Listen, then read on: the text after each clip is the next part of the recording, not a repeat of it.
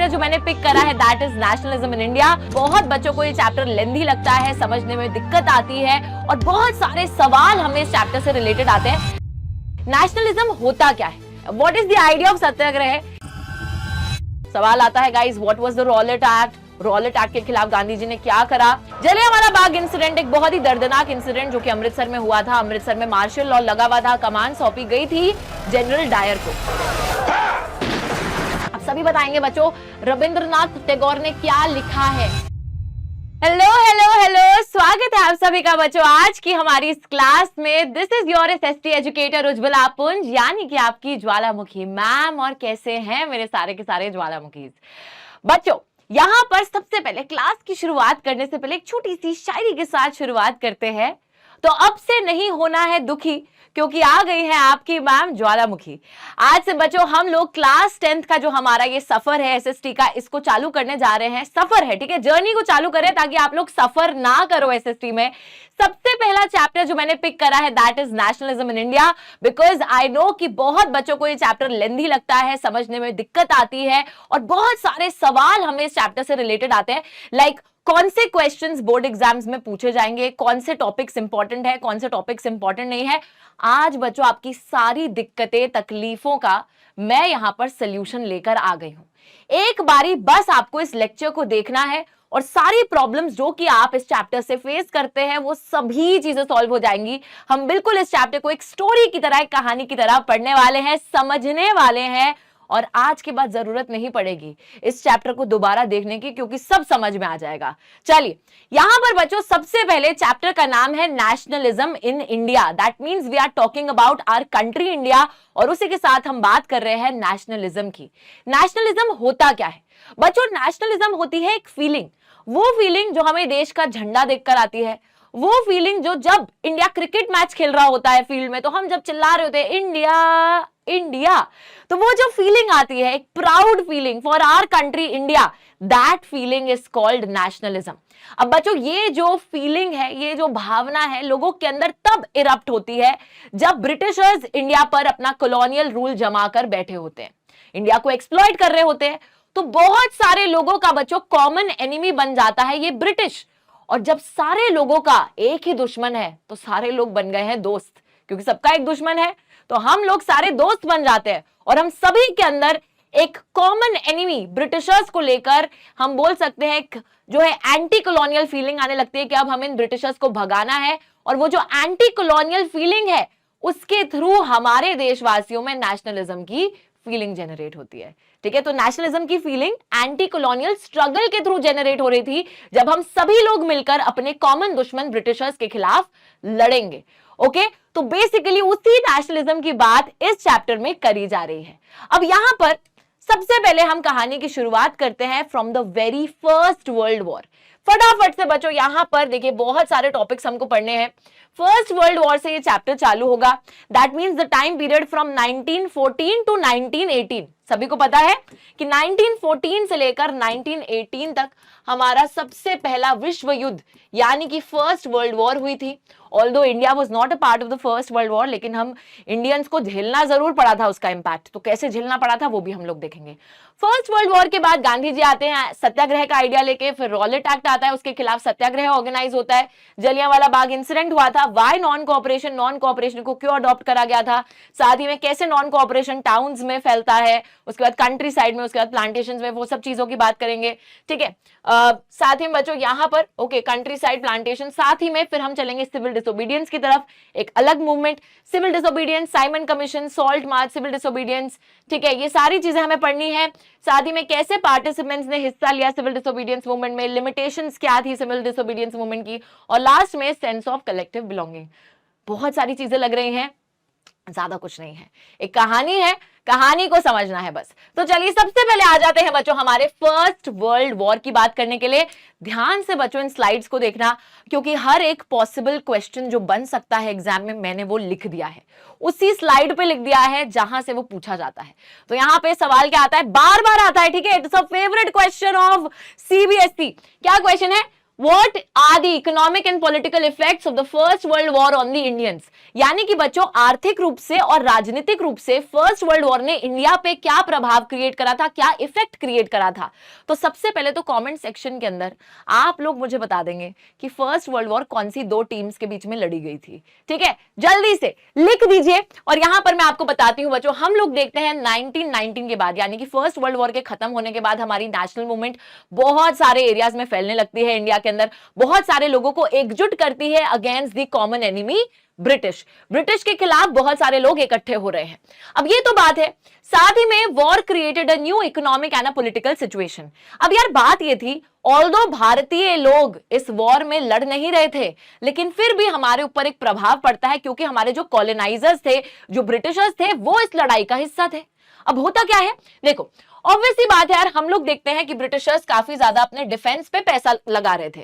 अब जब वो पैसा लगा रहे हैं, बहुत सारे हथियार खरीद रहे हैं लड़ाई लड़ने के लिए, तो भाई उस पैसे की भरपाई कौन करेगा? हम लोग। ठीक है, हम देखते हैं बच्चों, एक तो वो वॉर लोन लेते हैं, पैसा उधार पे भी लेते हैं अपने डिफेंस एक्सपेंडिचर को पूरा करने के लिए, और फिर उस लोन को चुकाने के लिए इंडियन से ही टैक्स लेने लगते हैं। तो हमारे ऊपर ही टैक्सेस को बढ़ा दिया जाता है ताकि ब्रिटिशर्स को पैसा मिलता रहे। कस्टम ड्यूटीज वर रेज्ड, वही टैक्सेस बढ़ाए जाते हैं। इनकम टैक्स को भी लोगों की इनकम पर जो है एक तरीके से लागू करा जाता है ताकि लोग जो कमाई करें उस पे भी ब्रिटिशर्स को टैक्स मिलता रहे।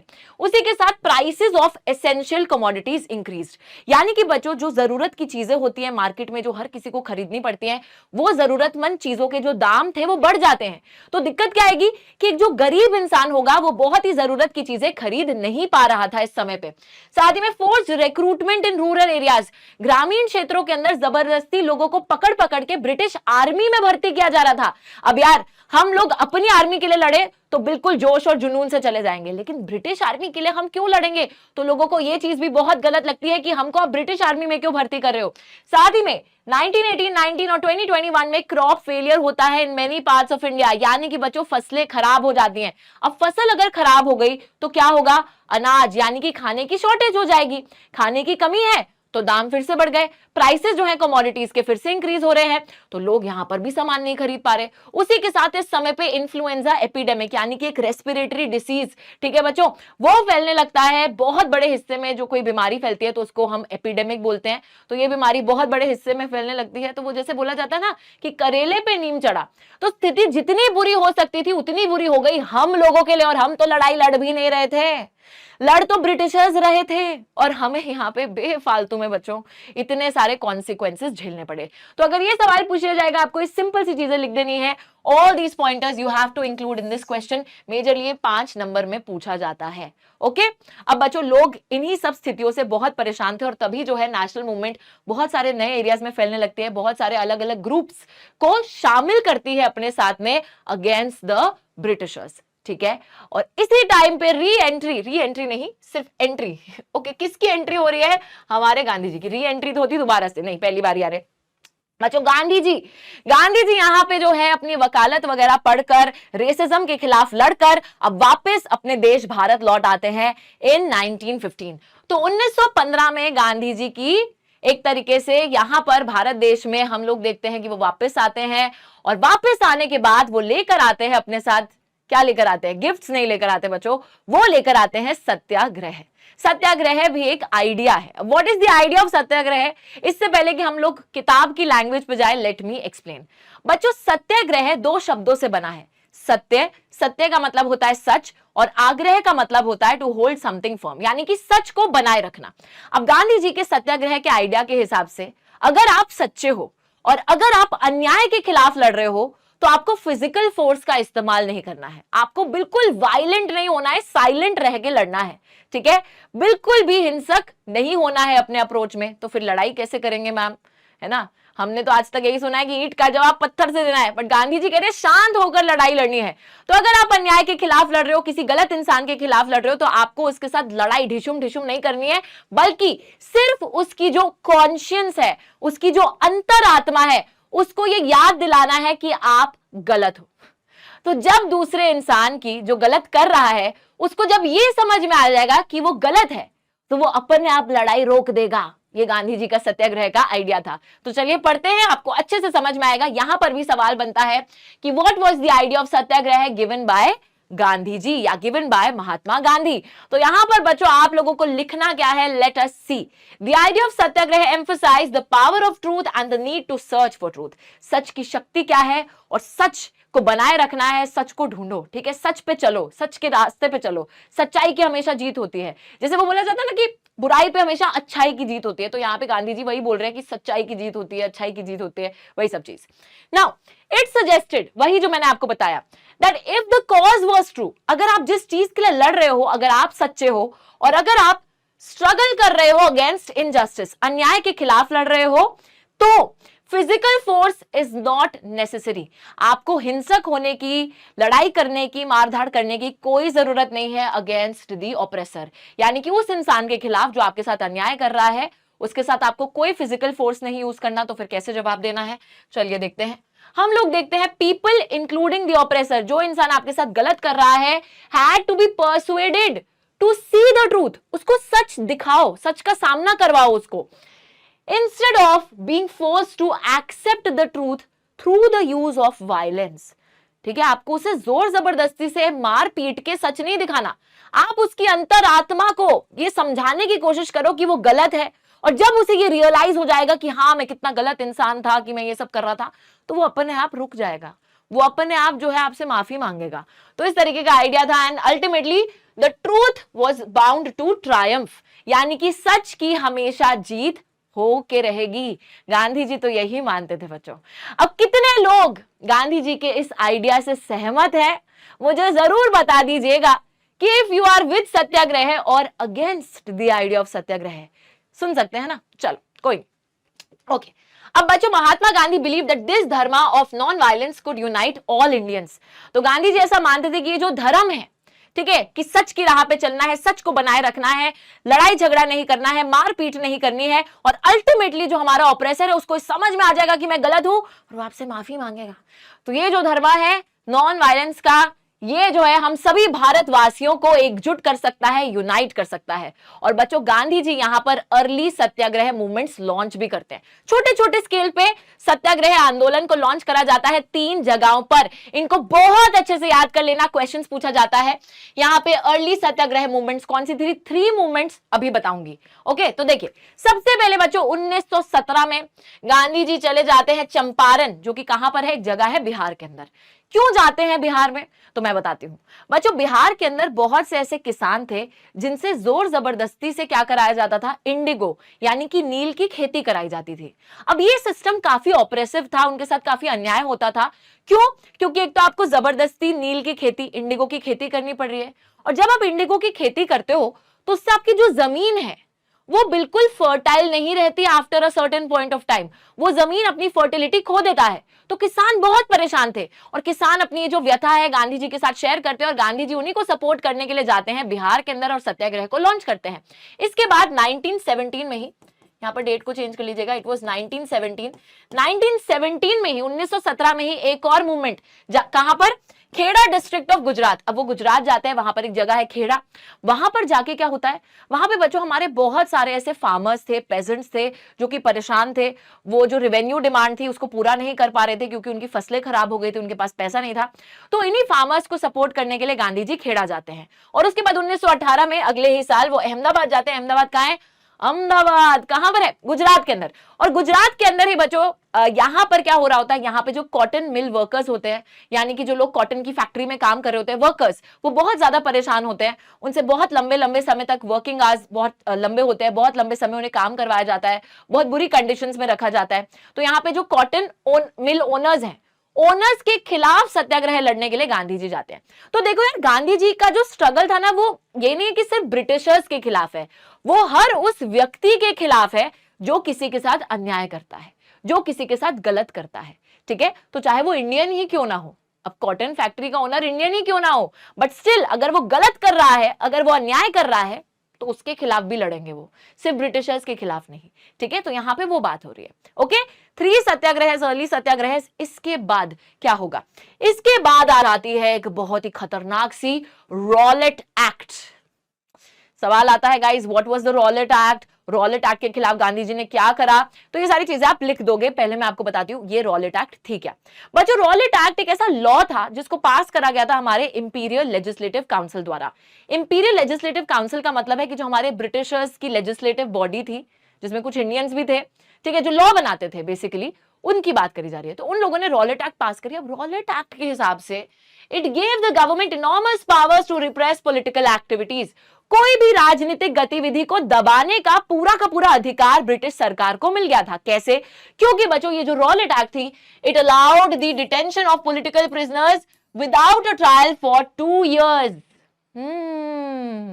यहां पे बच्चों क्या हो रहा है, ये जो रॉलेट एक्ट है ये बेसिकली क्या कर रही है, ये ब्रिटिश गवर्नमेंट को ये अलाउ कर रही है कि आप किसी भी पॉलिटिकल प्रिजनर को बंदी बना सकते हो, पकड़ के जेल में डाल सकते हो, उस पर कोई मुकदमा भी नहीं चलेगा 2 साल तक। तो आप 2 साल तक उसे बंदी बना के रख सकते हो, किसी को भी।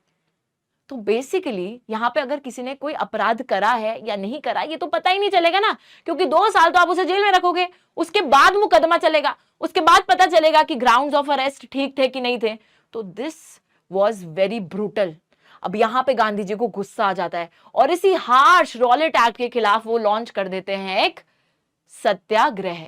ठीक है गाइस, चलिए तो यहां तक सभी को बात समझ में आई है। तो यार यहां पर अब होता क्या है, यहां पे सबसे पहले एक तरीके से गांधी जी बोलते हैं कि हम 6 अप्रैल को हड़ताल करेंगे।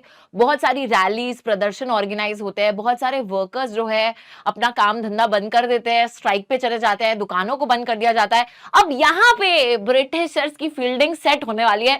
तो ब्रिटिशर्स डर गए, अरे ये क्या हो गया है ना, हम तो बल्कि इनके साथ अत्याचार कर रहे थे, ये तो अब हमारे साथ ही उल्टा ऊनो रिवर्स खेल रहे हैं। अब देखो बच्चों, alarmed by the popular upsurge, बहुत ज्यादा यहां पर अब पॉपुलर अपसर्ज, इतने सारे लोग जो है विद्रोह में उतर आए हैं, तो ब्रिटिशर्स को लग गया है डर। दे वर स्केयर्ड कि lines of communication like railway, telegraph will be disrupted and British administration decided to clamp down the nationalist. अब यार इन्हें डर लगता है कि कहीं ये जो दुकानें बंद कर दी, स्ट्राइक पे बैठ गए, तो हर चीज यहां रुक जाएगी, रेलवेज रुक जाएंगे, हमारी कम्युनिकेशन सर्विसेज में दिक्कत आएगी, तो हम अपना जो व्यापार है जिसके लिए हम यहां पर इंडिया में बैठे हैं वो कैसे करेंगे, हम लोग सामान इधर से उधर कैसे भिजवाएंगे। तो उनको दिक्कत हो रही थी, प्रॉब्लम होने लग गई और अब उन्होंने डिसाइड करा कि अब हम इन नेशनलिस्ट को छोड़ेंगे नहीं। ठीक है, तो what did they do, local leaders were picked up from Amritsar, Mahatma Gandhi was board from entering Delhi. जो लोकल पॉलिटिकल लीडर्स थे उनको अमृतसर से उठा लिया जाता है। ठीक है, और साथ ही में गांधी जी को मना कर दिया जाता है कि आप दिल्ली में नहीं एंटर कर सकते, दिल्ली नहीं जा सकते, दिल्ली अभी दूर है। साथ ही में बच्चों 10 अप्रैल को police in Amritsar fired upon a peaceful procession provoking widespread attack on banks, post offices and railway stations. अब अमृतसर में पुलिस एक जगह पे एक पीसफुल तरीके से, शांतिपूर्वक तरीके से लोग विद्रोह कर रहे थे, बट पुलिस ने उन पे ओपन फायरिंग कर दी, बहुत से लोगों को मार दिया। साथ ही में अब लोग चुप थोड़ी ना रहेंगे, तो बच्चों हम भी पलट के जवाब दे रहे थे। हम क्या कर रहे थे, जितनी भी सरकारी जगहें हैं जैसे बैंक्स हो गए, पोस्ट ऑफिस हो गए, पुलिस स्टेशन हो गए, उन सभी जगहों पर जाकर अटैक कर रहे थे। तो ये दोनों साइड से चीजें चल रही थी, ब्रिटिशर्स हमारे साथ अत्याचार कर रहे थे और हम उन्हें जवाब दे रहे थे उसी चीज का। So this was happening, but इसी टाइम पर अमृतसर के अंदर एक मार्शियल लॉ यानी कि बच्चों आर्मी का शासन लगा दिया जाता है, मिलिट्री के हाथ में चीजें दे दी जाती हैं। ठीक है, अब होता है एक बहुत ही इनफेमस इंसिडेंट। इनफेमस क्यों बोला जाता है, because it is famous for the wrong reasons. आप सभी ने बच्चों बात सुनी होगी जलियांवाला बाग इंसिडेंट की। जलियांवाला बाग इंसिडेंट एक बहुत ही दर्दनाक इंसिडेंट जो कि अमृतसर में हुआ था। अमृतसर में मार्शल लॉ लगा हुआ था, कमान सौंपी गई थी जनरल डायर को। तो बच्चों Jallianwala Bagh is a place in Amritsar. यहां पर 13 अप्रैल को बहुत सारे विलेजर्स थे जो जलियांवाला बाग में गए थे। कुछ लोग पीसफुल प्रोटेस्ट करने गए थे और कुछ लोग एक तरीके से वहां बैसाखी का मेला था उसको अटेंड करने गए थे। अब बहुत से लोग शहर के बाहर से आए थे तो उन्हें पता नहीं था कि कोई मार्शल लॉ, आर्मी का शासन जैसी भी कोई यहाँ पे चीज लगी हुई है। So they were just there to celebrate the festival. होता क्या है, कुछ लोग अनअवेयर थे of the martial law that had been imposed, जो लागू करा गया था। बहुत से लोग शहर के बाहर से आए थे। अब जनरल डायर इस जगह पे घुसते हैं, एग्जिट गेट को ब्लॉक करते हैं और जितने भी लोग वहां मौजूद थे उन पर गोलियां दागनी चालू करते हैं, ओपन फायर कर देते हैं, लोगों पर मार देते हैं हंड्रेड्स ऑफ पीपल को इस जलियांवाला बाग मैसेकर में। ठीक है, his object, as he declared later, was to produce a moral effect and to create in the minds of satyagrahis a feeling of terror and awe। और जब बाद में उनसे पूछा जाता है कि आपने इतनी बेरहमी से लोगों को मारा क्यों, तो वो कहते हैं क्योंकि हम एक मॉरल इफेक्ट प्रोड्यूस करना चाहते थे, लोगों को सबक सिखाना चाहते थे कि अगर अगली बार सत्याग्रही तुमने हमारे खिलाफ आवाज उठाई तो देखो हम तुम्हारे साथ ये करेंगे, ये हश्र होगा तुम्हारा। और तुम्हारे मन में एक तरीके से वो डर की फीलिंग कि अगली बार तुम ब्रिटिशर्स के खिलाफ कुछ करने से पहले सोचो, डरो, वो क्रिएट करना चाहते हैं। तो this is what General Dyer said, जिन्होंने लोगों को गोली मारी थी। ठीक है, तो यहाँ पे बच्चों ये बहुत ही दर्दनाक इंसिडेंट होता है, इस पे भी कभी कभी सवाल आ जाता है कि what was the Jallianwala Bagh incident, तो आप लिख सकते हो। ठीक है, ओके, चलिए अब यहाँ पर जलियांवाला बाग इंसिडेंट, यहाँ आप देख भी सकते हो गाइस इस पिक्चर के अंदर कैसे लोगों को मारा जा रहा है। दिस वाज जनरल डायर, ठीक है, जिनकी बात सुन के ही गुस्सा आ रहा है। चलो कोई नहीं, ओके। अब बच्चों गांधी जी अब बैठने नहीं वाले थे। गांधी जी को लगा अब जो है ना पानी सर के ऊपर चला गया, अब कुछ तो करना पड़ेगा। तो he decided to launch a more broad based movement in India. Broad based का मतलब है जहां पे बहुत सारे लोग साथ में शामिल हो। ऐसी एक मूवमेंट, ऐसे एक आंदोलन को गांधी जी बच्चों लॉन्च करना चाहते थे। बट ऐसी कोई भी मूवमेंट लॉन्च करने के लिए जहां बहुत सारे लोग आए, वहां पर आपको हिंदू भी चाहिए और मुसलमान भी चाहिए, और हिंदूज और मुस्लिम को एकजुट करना बहुत मेहनत का काम है। तो यहाँ पे गांधी जी बोलते हैं कि ऐसी कोई भी मूवमेंट लॉन्च नहीं हो सकती without bringing the Hindus and Muslims together. Hindus और मुस्लिम्स को साथ में लाए बिना एक ब्रॉड बेस्ड मूवमेंट तो नहीं लाई जा सकती है। इस वजह से ही decided to take up the Khilafat issue. Again another question, what was the Khilafat issue guys? What was the Khilafat issue and why did Gandhi ji support it?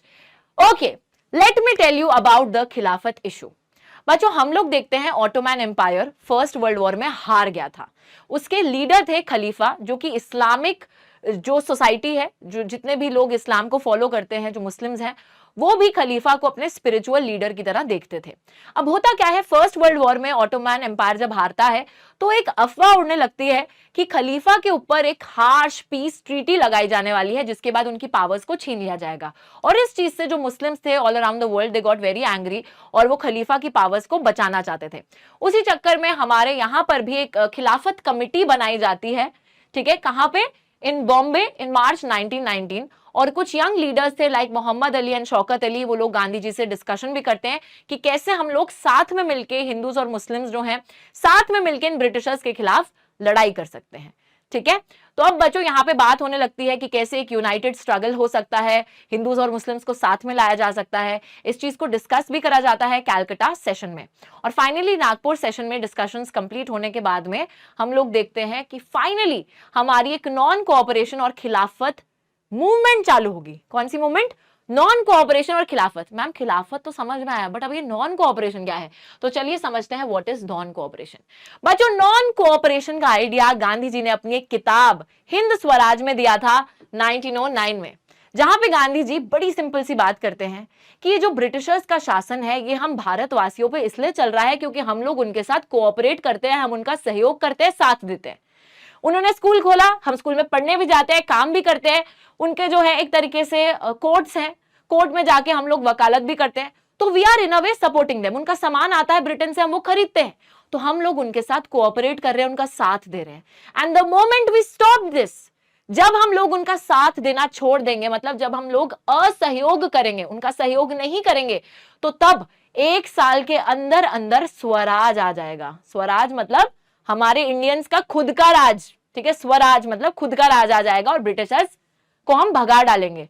तो यहां पे बच्चों गांधी जी ने हिंद स्वराज के अंदर अपना आइडिया दिया था नॉन कोऑपरेशन का, कि the British rule is existing because the Indians are cooperating and if we stop cooperating तो 1 साल के अंदर उनका रूल जो है वो खत्म हो जाएगा। This was the idea. Now यहां पे वो कहते हैं कि जो हमारी मूवमेंट होगी नॉन कोऑपरेशन की स्टेजेस में होनी चाहिए, मतलब धीरे धीरे करके होनी चाहिए।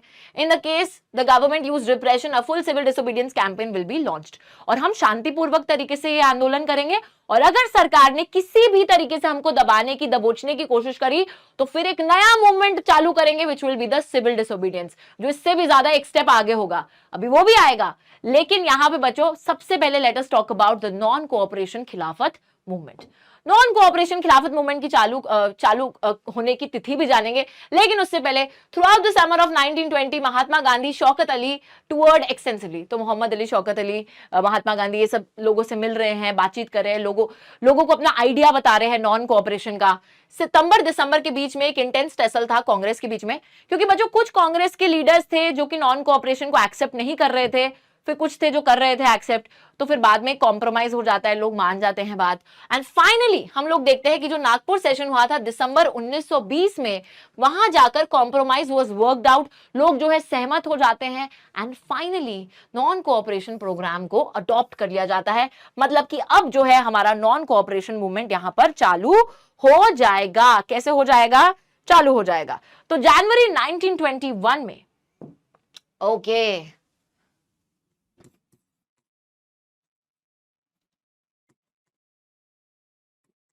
जनवरी 1921 में गाइस हमारा जो एनसीएम यानी कि नॉन कोऑपरेशन खिलाफत मूवमेंट की शुरुआत होती है।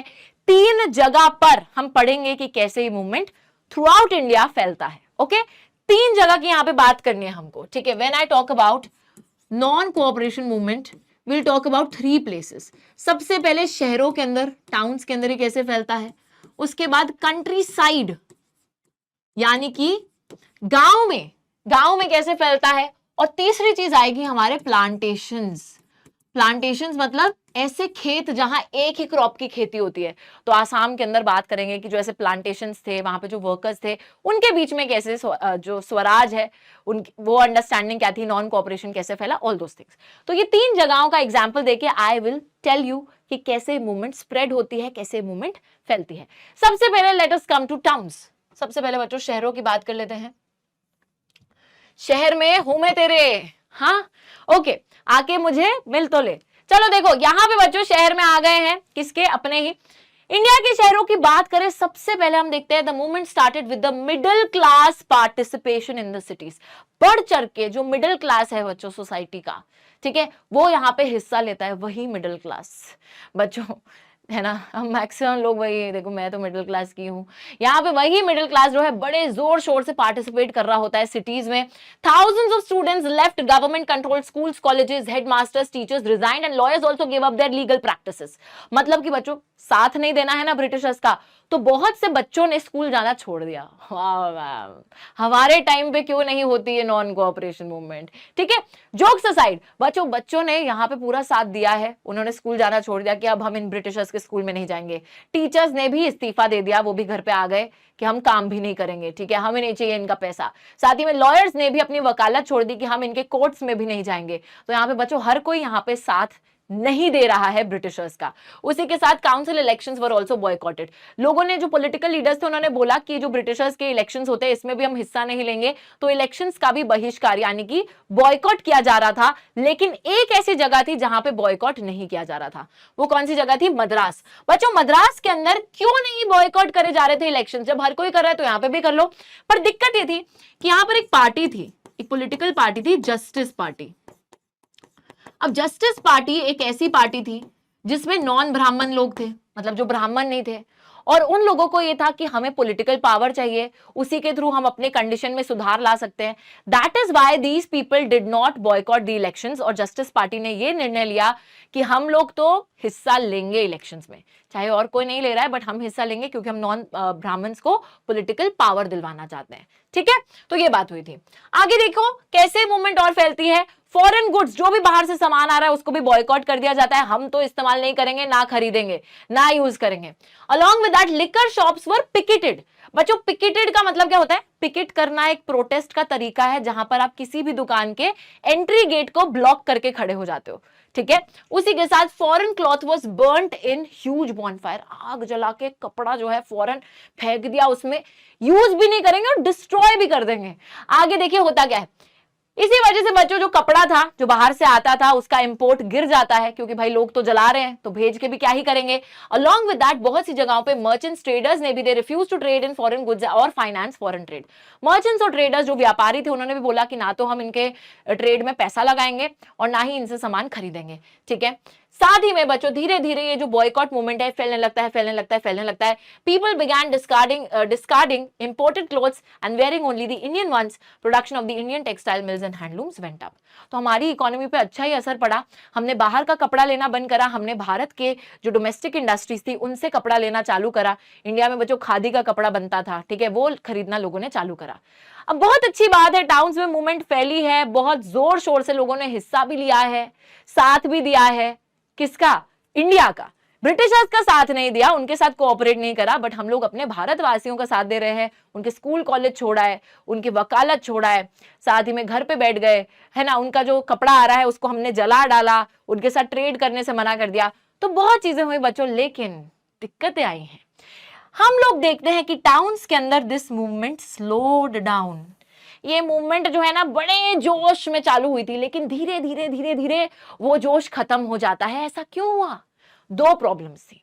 तो अगर बच्चों पूछा जाता है क्वेश्चन कि what were the limitations of the non cooperation movement in towns, तो ये दो रीजंस लिख देना।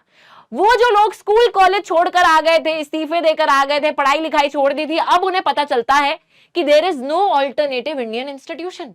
ठीक है बच्चों, हम लोग देखते हैं कि ये जो आपने बॉयकॉट करा ब्रिटिश इंस्टीट्यूशंस का, this was a big problem, क्योंकि उसकी जगह पे कोई इंडियन इंस्टीट्यूशन नहीं है जहां पर आप जाके स्कूल हो कि पढ़ाई लिखाई कर लो, नौकरी कर लो, कुछ भी नहीं है।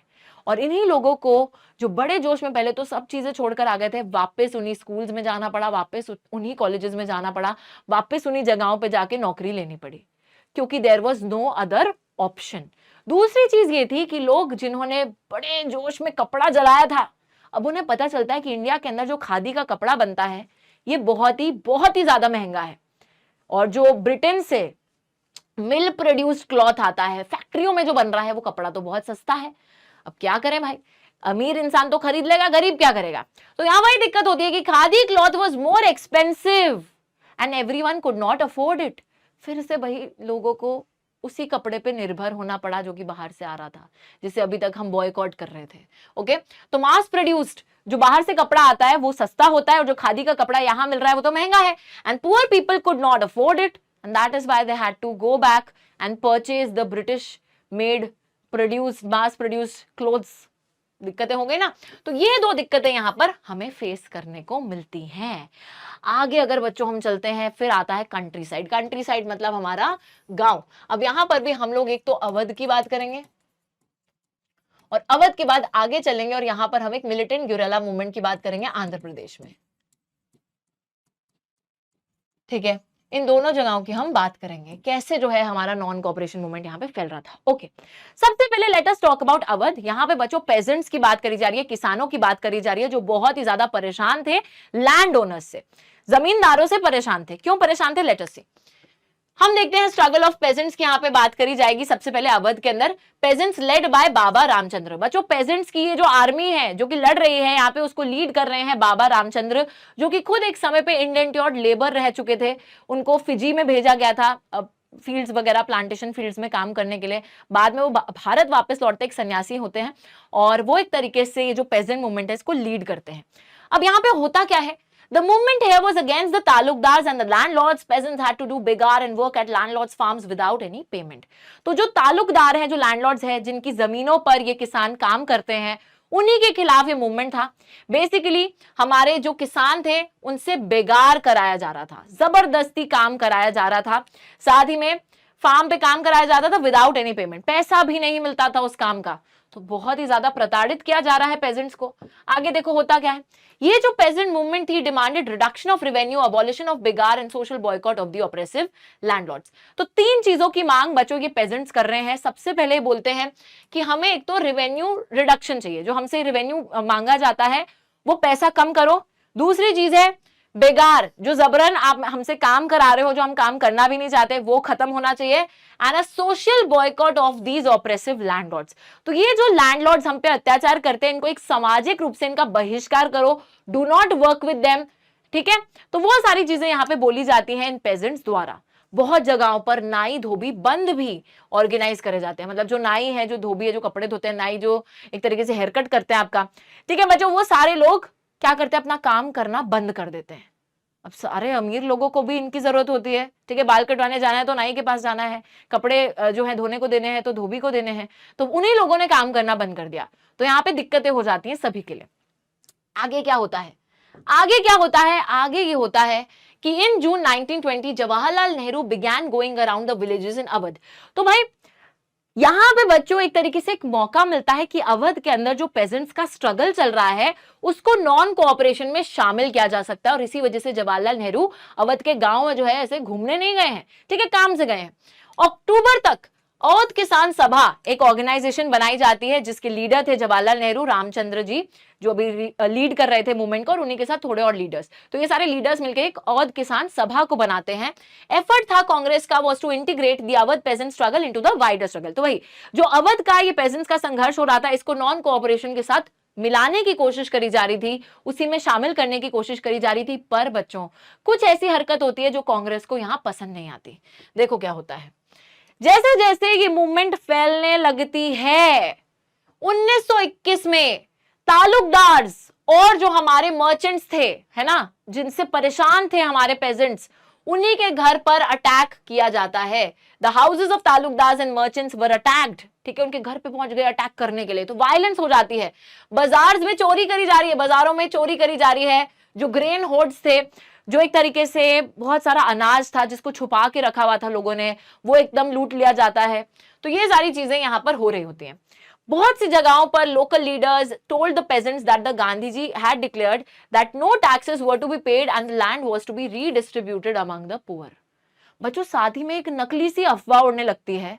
बहुत जगहों पर लोकल जो लीडर्स हैं वो जनता को यानी कि पेजेंट्स को ये बताते हैं कि गांधी जी ने ये बोला है, बल्कि गांधी जी ने ये बोला नहीं है, गांधी जी को तो पता नहीं है ये बात, ठीक है, गांधी जी ने ये बोल दिया है कि आपको कोई टैक्स नहीं भरना है आज से, और ये जो जमीन है ना जिस पे आप आज तक काम करते थे लैंडलॉर्ड की, ये जमीन आप सभी किसानों के बीच में बंटने वाली है, रीडिस्ट्रीब्यूट होने वाली है। अब किसान खुश हो गए, वाओ गांधी जी वाओ, क्या कर दिया आपने हमारे लिए।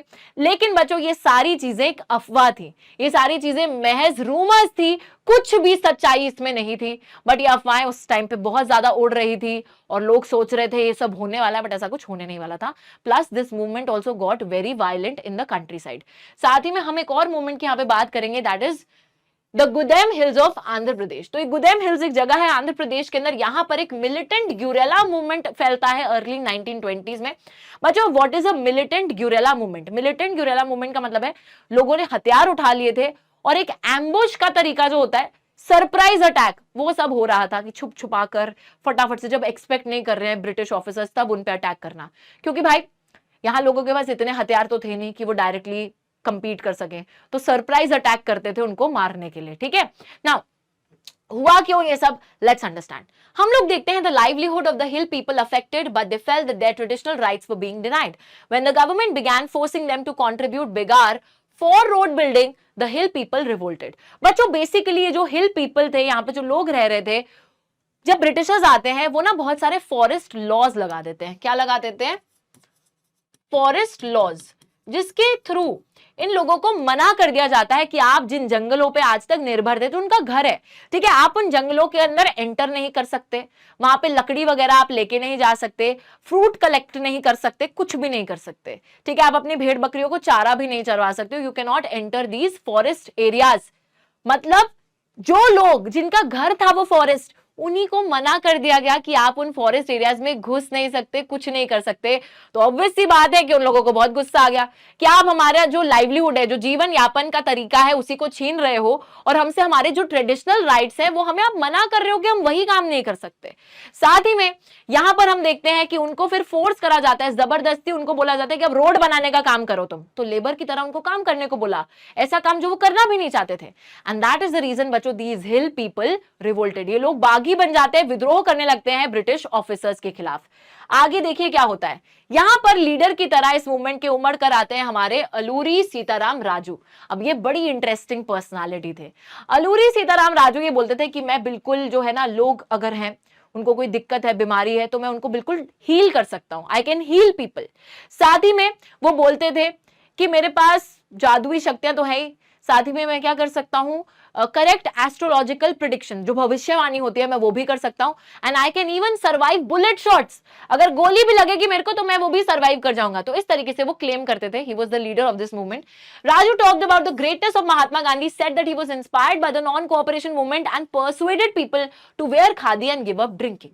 बच्चों यहाँ पे अलूरी सीताराम राजू कहते हैं कि मैं गांधी जी को बहुत महान मानता हूँ और उनका जो खादी वो प्रमोट करते हैं, तो खादी का कपड़ा सब पहनो, ऐसा वो सारे जनता को बोलते थे कि आप लोग खादी का कपड़ा पहनो, पीना छोड़ दो, ड्रिंकिंग छोड़ दो।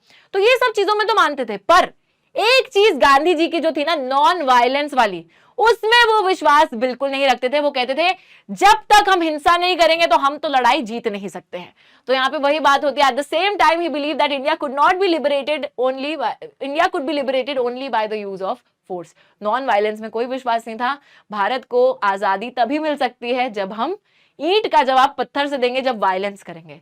तो यहाँ पे हम लोग देखते हैं फिर क्या होता है, वायलेंस होती है बच्चों यहाँ पे भी। तो ये जो गुदेम रिबेल्स होते हैं, जो गुदेम एरिया के बागी लोग होते हैं, ये पुलिस स्टेशन पर अटैक करते हैं, ब्रिटिश ऑफिशियल्स को मारने की कोशिश करते हैं और अपना गुरेला वॉरफेयर कैरी आउट करते हैं अपनी आजादी को हासिल करने के लिए। फाइनली जाके बच्चों अलूरी सीताराम राजू को ब्रिटिशर्स द्वारा कैप्चर कर लिया जाता है और मार दिया जाता है 1924 में। एंड ओवर टाइम वो एक लोकल हीरो, एक फोक हीरो बन के रह जाते हैं। तो यहाँ पे वैसे तो कहते हैं कि अंत भला तो सब भला, ठीक है, फाइनली हमें जाके डेफिनेटली आजादी मिलेगी, लेकिन यहाँ पे बच्चों अंत उतना भला नहीं रहता है। आगे हम देखते हैं क्या होगा। आगे जो है चलते हैं प्लांटेशंस पे, जिसपे से मैं ऐसा बच्चों आपको कह रही हूँ कि हर साल मैंने देखा है कि जो हमारे क्लास 10th का बोर्ड एग्जाम होता है वहां पर ये सवाल तो पूछा ही जाता है, दिस वन, कि workers in Assam had their own understanding of Swaraj explain. तो जो आसाम के वर्कर्स थे बच्चों, उनका एक अपना अलग सोचने का तरीका था स्वराज को लेकर, अपनी आजादी को लेकर, तो उस चीज को बताना है। बेसिकली आपको पूरा जो ये टॉपिक है इसी को ही एक्सप्लेन करना होगा। Let me tell you. यहां पे अब तीसरे ग्रुप पर आ गए हैं, प्लांटेशंस की बात कर रहे हैं बच्चों। ऐसा एरिया जो पूरा खेत होता है और एक ही क्रॉप की खेती होती है, उसको प्लांटेशन बोलते हैं। सबसे ज्यादा चाय की प्लांटेशंस आसाम के अंदर होती है और इस आसाम की प्लांटेशंस के लिए जो लेबर रहती है, जो काम करेगी, उसको बहुत से दूसरे एरिया से बुलाया जाता है। माइग्रेट करके लोग आते हैं आसाम में काम करने के लिए। तो ये उसी की बात की जा रही है।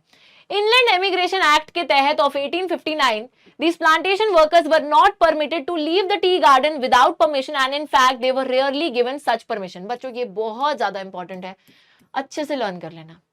इनलैंड एमिग्रेशन एक्ट था, ये एक कानून सा बना रखा था जिसके थ्रू जो भी plantation workers in plantation fields में काम कर रहे हैं वो उस प्लांटेशन फील्ड से बाहर नहीं निकल सकते, और अगर उन्हें बाहर जाना है तो उसके लिए उनको ब्रिटिश ऑफिशियल की परमिशन लेनी होगी, और परमिशन उन्हें मिलती ही नहीं थी। तो मतलब वो एक बच्चों एक ही एरिया में लिमिटेड होकर रह गए थे, वहीं के होकर रह गए थे। अब वो अपने गांव अगर जाना चाहते हैं, अपने परिवार से मिलना चाहते हैं, नहीं थी कोई इजाजत। अब होता क्या है बच्चों, इन लोगों के लिए देखो, इनके लिए स्वराज क्या है, what is swaraj for them. इनके लिए आजादी की अंडरस्टैंडिंग ये है, the right to move freely in and out of the confined space in which they were enclosed. मतलब कि बच्चों उन्हें यह अधिकार मिल सके कि वो उस फील्ड से जब उनका मन करे बाहर जा सके, वापस आ सके, वो उनके लिए स्वराज था, क्योंकि वो एक तरीके से बंदी बन के रह गए थे। They wanted to go out, they wanted to meet their families. अब होता क्या है, यहां पर अगेन एक अफवाह उड़ती है झूठ मूठ की। So when they heard about the non-cooperation movement, thousands of workers defied the authorities, left the plantations and headed home। हम लोग देखते हैं जब इन लोगों ने non-cooperation movement के बारे में सुना तो ये लोग बच्चों, बहुत सारे वर्कर्स, वहां की जो अथॉरिटीज थी, जो ऑफिसर्स एक तरीके से सिक्योरिटी करके बैठे थे, उन सभी को चकमा देके अपने घर की तरफ भागने लगते हैं। ठीक है, घर की तरफ भागने लगते हैं प्लांटेशंस को छोड़ के। They headed home. They believed that Gandhi Raj was coming and everyone would be given land in their own villages। बच्चों अब यहां पर भी अफवाह उड़ती है, उन्हें लगता है कि गांधी जी का राज आने वाला है, ब्रिटिशर्स जाने वाले हैं और हर किसी को क्या मिलने वाला है, हर किसी को अपने गांव में खुद की जमीन मिलेगी। तो प्रॉब्लम सॉल्व है, फिर हमें यहाँ लेबर की तरह क्यों काम करना है जब हमें खुद की जमीन मिल रही है। तो ये सब अफवाहें उड़ती हैं और ये लोग चकमा देके उन प्लांटेशन फील्ड से घर की तरफ भागने लगते हैं, पर ये कभी घर पहुंच नहीं पाते। Never reach there destination. Why? क्योंकि बच्चों यहां पर होता क्या है, यहां पर इन वर्कर्स को बीच में ही पुलिस वगैरह पकड़ती है, बीच में ही जैसे कभी रेलवे स्ट्राइक हो गया, स्टीमर स्ट्राइक हो गया, उसकी वजह से इन वर्कर्स को रुकना पड़ता है, वहां पे इनको पुलिस पकड़ लेती थी, इतने ब्रूटल तरीके से उनको मारती थी, पीटती थी कि तुम्हारी जरूरत कैसे हुई भागने की। तो ये सब हश्र उनके साथ होता है, ठीक है। तो यहां पर हमारी नॉन कोऑपरेशन मूवमेंट का दी एंड होगा, बेसिकली दी एंड इसके बाद भी नहीं होता, हर जगह मूवमेंट वायलेंट हो गई, गांधी जी का आइडिया सभी ने अपने तरीके से अलग तरीके से झूठ मूठ का समझ लिया। और बच्चों अंत में चौरी चौरा इंसिडेंट होता है गोरखपुर के अंदर, जहां पे एक पीसफुल प्रोटेस्ट में पुलिस वाले फायरिंग करते हैं, बहुत सारे पुलिस वालों की भी जान जाती है। उसके बाद में गांधी जी डिसाइड करते हैं कि बहुत ज्यादा वायलेंस हो गई है, बहुत ज्यादा हिंसा हो गई है, और मैं तो कभी हिंसा की बात ही नहीं करता था, तो ये क्या हो गया। तो गांधी जी बच्चों इस मूवमेंट को रोकते हैं और वो बोलते हैं कि अब मुझे सत्याग्रही को एक ट्रेन करने की जरूरत है, उनको ट्रेनिंग देने की जरूरत है ताकि वो अगली जंग के लिए तैयार हो सके, ठीक है। तो यहाँ पे एक प्रॉपर ट्रेनिंग देनी पड़ेगी, उसके बाद ही अगली मूवमेंट चालू होगी। तो यहाँ पे बच्चों हम लोग देखते हैं टुवर्ड्स सिविल डिसोबीडियंस। आगे चलेंगे, आगे सिविल डिसोबीडियंस मूवमेंट की भी बात करने वाले हैं। फरवरी 1922 में Mahatma Gandhi decided to withdraw the non cooperation. तो बच्चों इन्होंने 1922 आते आते नॉन कोऑपरेशन मूवमेंट को रोक दिया, बंद कर दिया कि अब नहीं होगी non cooperation. He felt the movement was turning violent in many places and the satyagrahis needed to be properly trained before they would be ready for mass struggle। तो ये जो बहुत ज्यादा संख्या में हम संघर्ष करने की कोशिश करें, उसके लिए उनको पहले प्रॉपर ट्रेनिंग देने की जरूरत है, तब जाकर वो किसी जंग के लिए तैयार होंगे। पहले सेनानियों को ट्रेन करो, ओके। तो हर जगह पे मूवमेंट वायलेंट हो गई थी, बहुत ज्यादा हिंसा हो गई थी, लड़ाई झगड़े, बहुत सारे लोगों की जान चली गई थी। तो इस मूवमेंट को यहीं पर रोकना पड़ता है और आगे हम चलेंगे सिविल डिसोबीडियंस पे। लेकिन बच्चों सिविल डिसोबीडियंस पे जाने से पहले कुछ एक बैकग्राउंड है जो हमें समझना पड़ेगा, चलिए उसको भी समझते हैं। तो यार यहाँ पर ना हम लोग क्या बात कर रहे हैं, हम लोग ये बात कर रहे हैं गाइस कि जो पीरियड रहा है 1922 से लेकर 1930 तक, मतलब जब तक सिविल डिसोबीडियंस चालू नहीं होगा उसके बीच में क्या क्या इवेंट्स आ गए हैं। तो बेसिकली ना इस पे भी एक सवाल बन जाता है कि what were the events that led to the civil disobedience movement, उस पे भी सवाल आ सकता है। तो देख लेते हैं कौन कौन से इवेंट्स बीच में होते हैं। सबसे पहले नॉन कोऑपरेशन खत्म हो गया था, मतलब लीडर्स को ऐसा लग रहा था, कुछ लीडर्स को, कि अब हम वापस से जो हमने इलेक्शंस बॉयकॉट करे थे अब वो बॉयकॉट नहीं है, तो चलो वापस चलते हैं, इलेक्शंस में हिस्सा लेते हैं। इनमें से कौन थे बच्चों, इनमें से हमारे लीडर्स थे CR Das and Motilal Nehru, जिनको आप यहाँ पे देख सकते हो। ये दोनों लीडर्स ने कांग्रेस पार्टी में ही एक स्वराज पार्टी बनाई and they argued for a return to council politics. इन्होंने बोला कि हमें पॉलिटिक्स में वापस से हिस्सा लेना है, क्योंकि अगर हम पॉलिटिक्स में हिस्सा लेंगे तो लीडर बनेंगे, लीडर बन के हम क्या कर सकते हैं, ब्रिटिशर्स की जो पॉलिसीज है ना उनको वहीं पे रोक सकते हैं। अगर वो कोई गलत पॉलिसी बनाए तो हम वहीं पे उसको रोक सकते हैं। तो that is why they wanted to return back to the council politics and with in the Congress कुछ लीडर्स पार्टिसिपेट करना चाहते थे, जो कि गवर्नमेंट ऑफ इंडिया एक्ट के तहत इलेक्शन सेटअप हुए थे उसके अंदर। लेकिन वहीं पे बच्चों कुछ ऐसे लीडर्स थे जैसे कि जवाहरलाल नेहरू एंड सुभाष चंद्र बोस, जो उस टाइम पे यंगर लीडर्स थे, रैडिकल बात करते थे। वो कहते थे हमें ये सब छोटी छोटी एक तरीके से जो जीत है कि चलो वापस चलते हैं, वापस इलेक्शन में हिस्सा ले लेते हैं, ये सब नहीं चाहिए।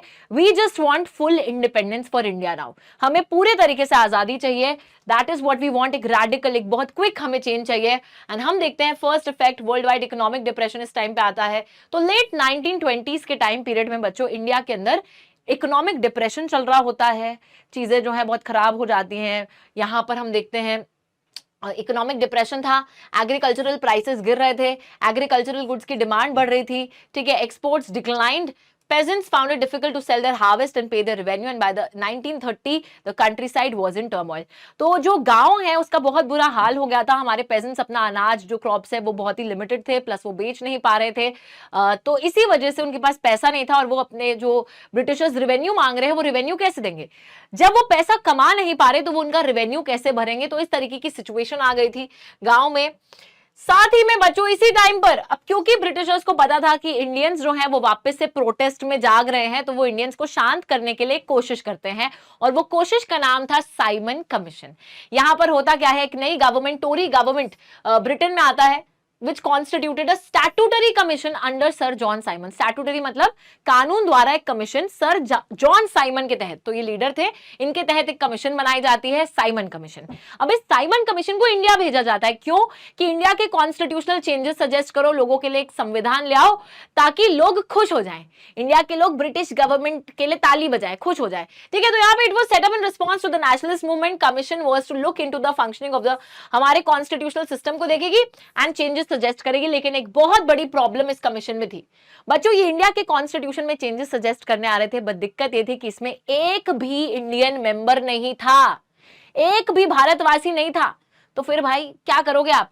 तो यहाँ पे बच्चों दिक्कत यही हो गई थी कि जैसे ये साइमन कमीशन इंडिया में अराइव होता है 1928 में, तो इट वाज ग्रीटेड, स्वागत नहीं करोगे क्या हमारा? तो हम इसका स्वागत करते हैं कैसे? साइमन गो बैक के नारे लगाकर।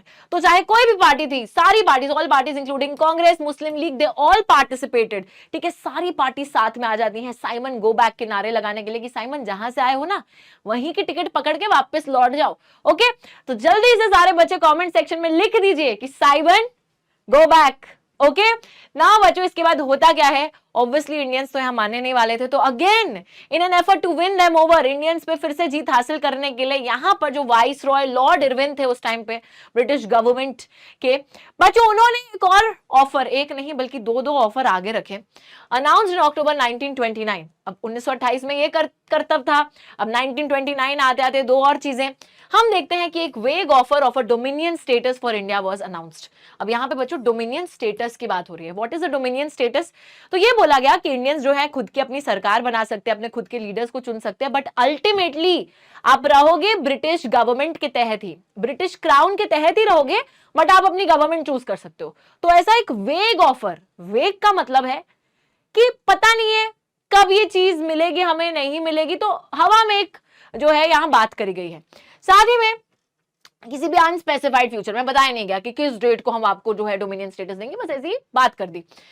साथ ही में एक round table conference to discuss the future constitution, साथ ही में हमारे लीडर्स को बुलाया गया कि आप लोग आइए हमारी राउंड टेबल कॉन्फ्रेंस का हिस्सा बनिए, बातचीत करते हैं थोड़ा, ठीक है, बड़ी बातचीत इंडस्ट्री के लोगों से थोड़ी करी जाएगी और वहां पर एक तरीके से डिसाइड करते हैं आपकी फ्यूचर कॉन्स्टिट्यूशन के लिए क्या करना है। तो बच्चों यहाँ पे हवा में बातें करी जा रही थी, कोई भी डिसीजन ढंग से नहीं लिए जा रहे थे। अगेन हमारे लीडर्स को लगता है कि फालतू बातें हैं।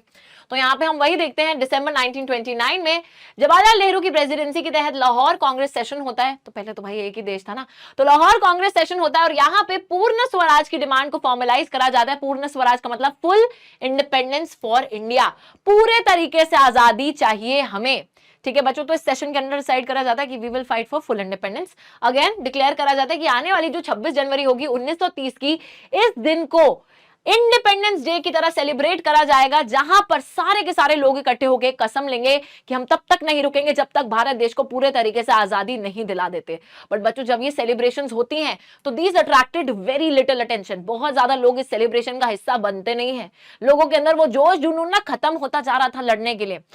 अब आगे क्या होगा? आगे बच्चों अब जो है यहां पर बात आएगी salt march and civil disobedience movement की। बड़ी प्यारी सी बात आएगी। हम लोग देखते हैं 31 जनवरी 1930 को ही गांधी जी वायसरॉय इरविन जी को एक चिट्ठी लिखते हैं, ठीक है, चिट्ठी लिखते हैं बच्चों। ये कोई लव लेटर नहीं था, बल्कि गांधी जी यहाँ पे कुछ डिमांड्स कर रहे थे इरविन जी से, है ना। क्या डिमांड्स थी? टोटल एक तरीके से 11 डिमांड्स थी। 11 डिमांड्स में some of these were general interest, others were specific for the different classes from industrialist to pageant.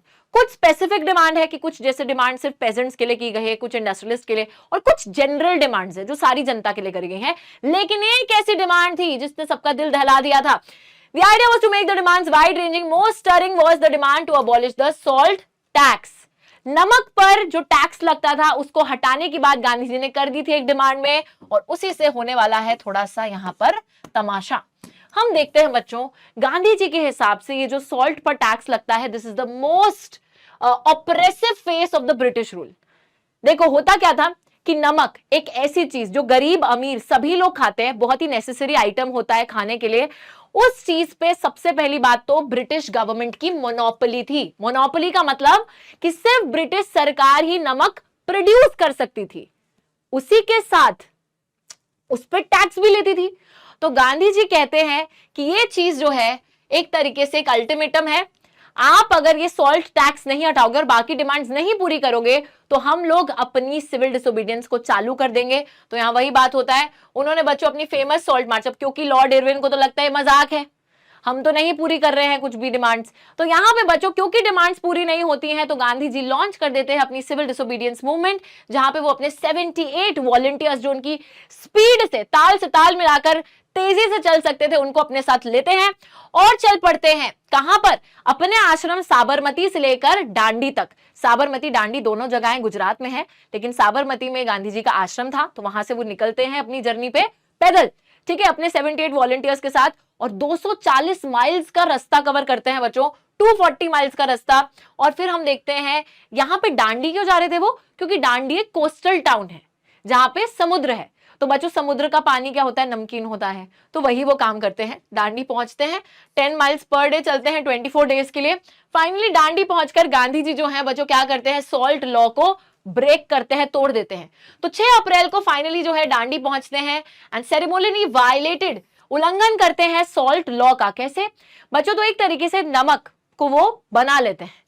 अभी तक ब्रिटिश गवर्नमेंट ही सिर्फ नमक प्रोड्यूस कर सकती थी, लेकिन गांधी जी यहाँ पे सी वाटर लेते हैं, समुद्र के पानी को बॉयल करते हैं और कहते हैं ये लो बन गया नमक। और बच्चों गांधी जी की इसी चीज को देखकर many people started violating the salt law, वो लोग जो है नमक प्रोड्यूस करने लग गए इसी सिंपल तरीके से। साथ ही में बहुत से लोग जितने कानून थे उसको डिसोबे करने लग गए, तभी इस मूवमेंट का नाम सिविल डिसोबीडियंस है, because people started violating the laws, लोग कानूनों का उल्लंघन करने लग गए। ठीक है, तो यहाँ पे बहुत सारे लोगों को फॉरेस्ट लॉ के थ्रू बोला गया था कि आप जंगल में घुस नहीं सकते, लकड़ी कलेक्ट नहीं कर सकते, अपने भेड़ बकरियों को चारा नहीं चरवा सकते, तो लोग उसका भी उल्लंघन करके जंगलों में घुसने लगते हैं और ये सारे काम करने लगते हैं जिसके लिए उनको मना किया गया था। बहुत सारे टैक्सेस जो ब्रिटिशर्स लेते थे वो लोग देने से मना कर देते कि हम आपको टैक्स नहीं भरेंगे। तो इस तरीके से बच्चों अब लोग सिर्फ नॉन कोऑपरेशन के साथ साथ डिसोबे भी करने लग गए थे, and this is the difference. तो ये आपका होमवर्क है। क्या होमवर्क है कि आप लोगों को आंसर लिखना है कि how the non cooperation movement was different from the civil disobedience movement। याद रखिएगा मैंने आपको अभी अभी बताया है कि अंतर क्या है दोनों में। ठीक है, चल तो यहां पे हम देखते हैं कैसे मूवमेंट डिफरेंट थी। आपके लिए ये जो है होमवर्क का क्वेश्चन है।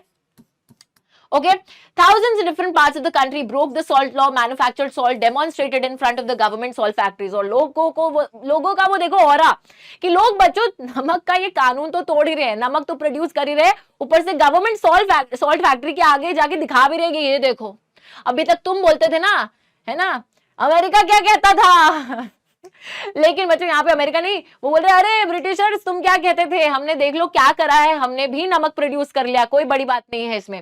तो ये सब चीजें बच्चों लोग यहाँ करने लगे, वायलेट करने लगे ऑल द लॉज। जैसे जैसे मूवमेंट फैलने लगता है फिर से अगेन वही सब चीजें हो रही हैं जो नॉन कोऑपरेशन में भी होती थी। तो अगेन बच्चों समझिएगा, नॉन कोऑपरेशन में जो चीजें होती थी वो चीजें अभी भी हम कंटिन्यू कर रहे हैं। We are obviously foreign cloth, जो बाहर से कपड़ा आ रहा है उसका बहिष्कार कर रहे हैं, we are not using it. हम लोग लिकर शॉप्स को पिकेट कर रहे हैं, शराब की दुकानों के आगे एंट्री गेट्स ब्लॉक करके खड़े हैं, बट उसी के साथ साथ अब हम लॉज को वायलेट भी कर रहे हैं, कानूनों का उल्लंघन भी कर रहे हैं। पेजेंट्स रिफ्यूज टू पे रेवेन्यू चौकीदारी टैक्सेस, तो पेजेंट्स ने अपना रेवेन्यू चौकीदारी टैक्स ये सब पे करने से मना कर दिया। विलेज ऑफिशियल्स ने इस्तीफा दे दिया। बहुत सी जगहों पे forest people violated the forest laws. Again this is the thing that I was telling कि कानून जो लगे थे फॉरेस्ट लॉज उनका उल्लंघन करके लोग जंगलों में रिजर्व फॉरेस्ट में घुसने लगते हैं, वहां पे जो है लकड़ी कलेक्ट करने लगते हैं और अपनी भेड़ बकरियों को चारा भी चरवाने लगते हैं। तो ये सारी चीजें यहाँ पे जनता करने लगती है जिसके लिए उसको मना किया गया था। जैसे तुम्हें मना करा जाता है ना कि फोन मत चलाओ और तुम फोन चलाते हो, तो दिस इज डिसोबीडियंस। ठीक है बच्चों, तो यहाँ पे यही है हमारा सिविल डिसोबीडियंस मूवमेंट। अब यहाँ ऐसा तो है नहीं बच्चों कि लोग जो है वो ये सब करते चले जाएंगे और हमारी ब्रिटिश गवर्नमेंट ऐसे आराम से चाय पी रही है घर पे बैठ के। नो, ब्रिटिश गवर्नमेंट भी यहाँ पर जो है हमारे ऊपर अटैक करने का कोई मौका नहीं छोड़ेगी।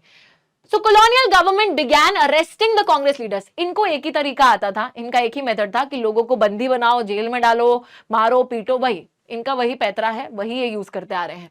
तो हम लोग देखते हैं एक के बाद एक कांग्रेस लीडर को पकड़ के बंदी बनाते हैं। When Abdul Ghaffar Khan was arrested in April 1930। एक बारी बच्चों अब्दुल गफार खान, जिनको फ्रंटियर गांधी के नाम से भी जाना जाता था, उनको ये अप्रैल 1930 में गिरफ्तार कर लेते हैं। तो बहुत सारे लोगों को गुस्सा आ जाता है। Angry crowds demonstrated in the streets of Peshawar facing armoured cars and police firing, many were killed. अब जब ये लोग प्रदर्शन करते हैं इनकी गिरफ्तारी के खिलाफ तो उन लोगों को भी मारा जाता है, उनके ऊपर ओपन फायरिंग करना, ये सब चीजें चल रही होती है। एक महीने बाद ही Gandhi ji himself was arrested, Gandhi ji को भी अरेस्ट कर लिया जाता है। इंडस इंडस्ट्रियल वर्कर्स शोलापुर में जो काम करते थे, they attacked the police post, municipal buildings, law courts and railway station. तो जितनी भी जगह ब्रिटिश गवर्नमेंट की थी, चाहे वो कोई पुलिस पोस्ट है, चाहे वो कोई एक तरीके से रेलवे स्टेशन है, म्यूनिसिपल बिल्डिंग है, लॉ कोर्ट है, जो भी ब्रिटिश गवर्नमेंट को बिलोंग करता है, वहां पर जनता ने आक्रमण करना चालू कर दिया। वाह, ठीक है बच्चों, तो दिस वाज हैपनिंग। लेकिन होगा क्या, चलिए आगे देखते हैं, आगे देखें क्या होता है। अब बच्चों देखो, अंदर से तो गवर्नमेंट डरी पड़ी थी, ठीक है। Frightened government responded with a policy of brutal repression. अब लोग अटैक करेंगे तो गवर्नमेंट फिर कैसे चुप रहेगी, तो गवर्नमेंट को तो एक ही चीज आती है, मारपीट। यहां वही हो रहा है, पीसफुल सत्याग्रह, जो लोग बड़े शांति से प्रदर्शन करें उन पर अटैक करा जाता है, महिलाओं को, बच्चों को तक मारा जाता है। And about 1 lakh people were arrested, 1 lakh लोगों को गिरफ्तार कर लिया जाता है ब्रिटिश गवर्नमेंट द्वारा।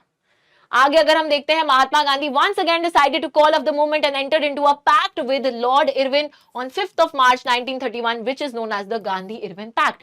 अब क्योंकि बच्चों ये भी मूवमेंट वही जो है एक तरीके से हमें दिखा रही है कि जो वायलेंस नॉन कोऑपरेशन में हुई थी, वही वायलेंस सिविल डिसोबीडियंस में हुई है। तो गांधी जी once again decided to call off the movement। उन्होंने बच्चों इस मूवमेंट को यहीं पर ही रुकवा दिया, रोक दिया कि बस थम जाओ अब। तो यहां पे मूवमेंट रुकती है और ये लॉर्ड इरविन के साथ एक तरीके से एक अग्रीमेंट साइन करते हैं जिसका नाम था गांधी इरविन पैक्ट।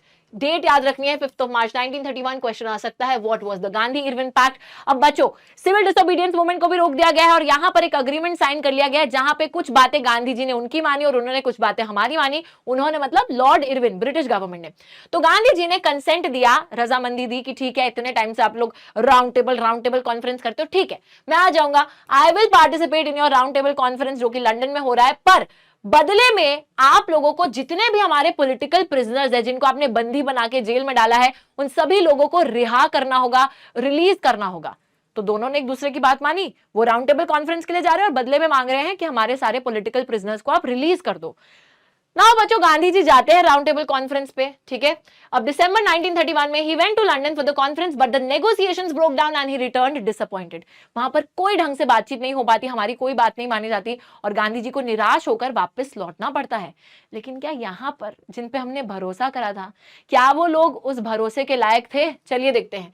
तो back in India he discovered that the government had begun a new cycle of repression. बच्चों सरकार ने कोई गांधी जी की बात नहीं मानी थी, एक नया साइकिल जो था लोगों पे अत्याचार करने का उसको चालू कर दिया था। अब देखो क्या क्या हो गया था। Ghaffar Khan, Jawaharlal Nehru, both were in jail, ये दोनों जेल में थे। Congress had been declared illegal, Congress party को गैर कानूनी डिक्लेयर कर दिया गया था। And a series of measures imposed to prevent meetings, demonstrations and boycotts. और बहुत सारे ऐसे कदम उठा लिए थे सरकार ने जहां पर कोई मीटिंग, डेमोन्स्ट्रेशन, कोई भी पॉलिटिकल गतिविधि को वो होने नहीं देंगे। बैन लगा दिया गया था इतनी सारी चीजों पर। और इसी के साथ बच्चों हमारी जो पूरी स्टोरी थी ना वो तो खत्म हो चुकी है, ठीक है, पूरी स्टोरी खत्म हो चुकी है। ऑब्वियसली यहां तक आपको लग रहा होगा कि मैम अभी तक हम आजाद नहीं हुए, ये तो फेलियर रहा है, बट ऐसा कुछ भी नहीं है बच्चों। हर एक चीज, चाहे वो नॉन कोऑपरेशन हो, चाहे वो सिविल डिसोबीडियंस हो, all were the steps to the final destination which was independence. ये सारी चीजें एक एक कदम था जिसके थ्रू हम लोग रिटेलिएट करे थे। We were actually expressing our anger, our angst against the Britishers, trying to gain independence, जहां पर हम इंडियंस ने अपने नेशनलिस्ट सेंटिमेंट्स का सहारा लेके इन अंग्रेजों के खिलाफ जंग लड़ी है। चाहे उसमें हम थोड़ा बहुत फेलियर भी एक्सपीरियंस कर रहे थे, बट अल्टीमेटली जीत हमारी ही होगी। 1947 में आजादी हमें ही मिलेगी, ठीक है। तो अभी तक स्टोरी लाइन कैसी चलती आ रही है, क्या मैं सम अप कर दूं? क्योंकि इसके बाद बच्चों स्टोरी नहीं है, फिर बाकी के थोड़े एक्स्ट्रा टॉपिक्स हैं। चलिए मैं आपको बताती हूँ बच्चों। हम लोग सबसे पहले देखते हैं 1914 से 18 के टाइम पे जो फर्स्ट वर्ल्ड वॉर चल रही थी उसका एक इकोनॉमिक पॉलिटिकल कॉन्सिक्वेंस हमारे भारतवासियों को फेस करना पड़ रहा था। इंडियंस बहुत निराश थे और धीरे धीरे यही नाराजगी जो है ब्रिटिशर्स के खिलाफ हमारे इंडियंस को यूनाइट करती है अगेंस्ट द ब्रिटिशर्स। नेशनलिज्म की फीलिंग फैलने लगती है। उसी के साथ गांधी जी लौटते हैं 1915 में इंडिया के अंदर। सबसे पहले वो अपना सत्याग्रह का आइडिया लेकर आते हैं। चंपारण, खेड़ा, अहमदाबाद में सत्याग्रह को ऑर्गेनाइज करते हैं। एंड बाद में एक रॉलेट एक्ट, जहां पे 2 साल तक किसी भी पॉलिटिकल प्रिजनर को बंदी बनाया जा सकता है, उसके खिलाफ भी वो सत्याग्रह ऑर्गेनाइज करते हैं। इसके बाद बच्चों हम देखते हैं कि गांधी जी को ये लगा कि अब हमें एक broad based movement, Jallianwala Bagh incident होता है, वायलेंस होती है। गांधी जी को अब लगता है कि हमें बहुत सारे लोग चाहिए, एक ब्रॉड बेस्ड मूवमेंट को चालू करना है जहां पर हिंदूज और मुस्लिम्स को साथ में लाना पड़ेगा। सो ही took up the Khilafat issue. खिलाफत इशू में बात ये हो रही थी कि जो ऑटोमन एम्पायर के लीडर थे खलीफा, उनके ऊपर एक बहुत हार्श पीस ट्रीटी लगने वाली थी और उसी से उनकी पावर्स को बचाने के लिए खिलाफत कमेटी को बनाया गया था। तो मोहम्मद अली, शौकत अली ब्रदर्स से इनके साथ गांधी जी बातचीत करते हैं और खिलाफत मूवमेंट को शामिल करा जाता है नॉन कोऑपरेशन में। नॉन कोऑपरेशन का आइडिया हिंद स्वराज में गांधी जी ने दिया था, जहां पर उन्होंने ये बोला था कि हम लोग क्या करेंगे, हम लोग अगर 1 साल तक ब्रिटिशर्स का साथ नहीं देंगे तो उनका शासन खत्म हो जाएगा, स्वराज आ जाएगा। उसके बाद चालू होती है नॉन कोऑपरेशन खिलाफत मूवमेंट, जहां पर हिंदू मुस्लिम साथ में हिस्सा ले रहे थे। टाउन्स में मूवमेंट होता है, लोग स्कूल कॉलेज काम धंधा सब छोड़कर आ जाते हैं, ब्रिटिश कपड़े को बॉयकॉट करते हैं, प्रदर्शन करते हैं, उनके साथ कोऑपरेट नहीं करते। बट कहीं ना कहीं थोड़े से लिमिटेशंस भी फेस करने पड़ते हैं, जहां पर खादी बहुत महंगा था, हर कोई अफोर्ड नहीं कर पाता था और कोई ऑल्टरनेटिव इंस्टीट्यूशन नहीं था जहां बच्चे जाके पढ़ सके या लोग जाके काम कर सके। दूसरी चीज हम चलते हैं कंट्री साइड में, यहाँ पे अवध के अंदर पेजेंट्स बहुत ज्यादा अपने ताल्लुकदार से परेशान थे, नाई धोबी बंद वगैरह ऑर्गेनाइज होता है और किसान सभा बनती है, लेकिन अल्टीमेटली यहां पर भी प्रोटेस्ट वायलेंट हो जाता है। उसके बाद बच्चों कंट्री साइड के अंदर ही हमने बात करी थी मिलिटेंट गुरिल्ला मूवमेंट, जो कि आंध्र प्रदेश में हो रहा था। हिल पीपल जो थे, जो लोग हिल्स पे रहते थे, उनको फॉरेस्ट लॉ के थ्रू डिनाई करा जा रहा था कि वो उन जंगलों में नहीं घुस सकते, जो कि उनके जीवन यापन का जरिया है। बाद में बच्चों यही लोगों को फोर्स करा जा रहा था सड़कें बनाने के लिए, तो ये लोग प्रदर्शन में उतरते हैं against the Britishers, guerrilla attacks करते हैं, इन द सेंस छुप छुप कर सरप्राइज अटैक्स करते हैं अगेंस्ट द ब्रिटिशर्स। ये मूवमेंट भी वायलेंट होता है अंडर अल्लूरी सीताराम राजू।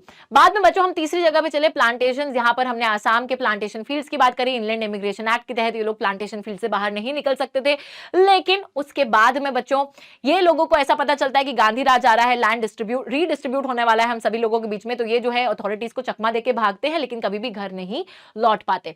साथ ही बच्चों इसके बाद चौरी चौरा इंसिडेंट हो गया था, मूवमेंट बहुत वायलेंट हो गई थी। गांधी जी ने नॉन कोऑपरेशन को वहीं पे रोका, उन्होंने बोला सत्याग्रह इसको ट्रेनिंग देने की जरूरत है। और इसके बाद हम देखते हैं बहुत सारी डेवलपमेंट्स होती हैं leading up to the civil disobedience, जहां पे एक तरीके से Swaraj party within the Congress बनाई जाती है इलेक्शंस में वापस हिस्सा लेने के लिए। जवाहरलाल नेहरू एक तरीके से यहाँ पर बच्चों पूर्ण स्वराज की बात करते हैं, फुल इंडिपेंडेंस की बात करते हैं। साइमन कमीशन वाली बात यहाँ पर घटना होती है, जहां पे साइमन कमीशन हमारे कॉन्स्टिट्यूशनल चेंजेस के लिए आता है, बट साइमन गो बैक के नारे हम लोग लगाते हैं। उसी के साथ में यहाँ पे डोमिनियन स्टेटस जो है उसकी बात करी जाती है, साथ ही में बात करी जाती है एक तरीके से राउंड टेबल कॉन्फ्रेंस की। बट ये सारी बातें बच्चों इनका कोई कंक्लूजन नहीं था। यहाँ पे गांधी जी 11 डिमांड्स लिखकर लॉर्ड इरविन को एक चिट्ठी भेजते हैं, जहां पे एक डिमांड थी सॉल्ट टैक्स को हटाने की और गवर्नमेंट मोनोपोली को हटाने की। बट क्योंकि लॉर्ड इरविन नहीं मानते, तो गांधी जी चालू करते हैं साबरमती से लेकर दांडी तक अपनी सॉल्ट मार्च अपने वॉलंटियर्स के साथ में, वहां पहुंचते हैं, सॉल्ट लॉ को वायलेट करते हैं। ऐसी बहुत से लोग लॉज अलग अलग ब्रिटिशर्स के जो थे उनको वायलेट करते हैं, सिविल डिसोबीडियंस मूवमेंट चलता है, धीरे धीरे वो भी वायलेंट हो जाता है। अल्टीमेटली गांधी जी को सिविल डिसोबीडियंस को भी रोकना पड़ता है, लॉर्ड इरविन के साथ एक पैक्ट साइन करना पड़ता है, जहां पे गांधी जी बोलते हैं कि आप पॉलिटिकल प्रिजनर्स को रिहा कर दो, मैं राउंड टेबल कॉन्फ्रेंस का हिस्सा बन जाऊंगा। पर जब वो वापस इंडिया लौटते हैं निराश होकर, तो वो यहाँ पे देखते हैं कि एक नया साइकिल जो है अत्याचार का चालू हो गया है। बहुत सारे इंडियंस जो हमारे लीडर्स हैं वो आज भी जेल में हैं और साथ ही में कांग्रेस पार्टी इलीगल डिक्लेयर हो गई है, तो यहाँ पे तमाशा और भी ज्यादा बढ़ गया है।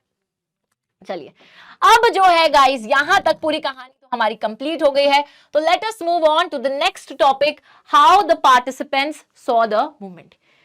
हाँ, पूरा चैप्टर रिवाइज कर दिया। हाँ ठीक है, चलो अभी बच्चों यहाँ पर नेक्स्ट चीज पे आ जाते हैं। इस पे भी सवाल आ जाता है कि कैसे हमारे जो अलग अलग लोग जिन्होंने सिविल डिसोबीडियंस में हिस्सा लिया था, तो हिस्सा क्यों लिया था, what was the reason behind it. ठीक है, और हर ग्रुप का एक अलग रीजन था। सबसे पहले we will talk about the rich peasant communities, जो हमारे अमीर अमीर किसान थे, कि इन्होंने क्यों हिस्सा लिया। देखते हैं यार, कंट्री साइड के अंदर एक तरीके से गांव के अंदर जो रिच पेजेंट्स थे, कौन सी कम्युनिटीज थी, Patidars of Gujarat and Jats of UP. तो ये लोग अमीर अमीर किसान थे।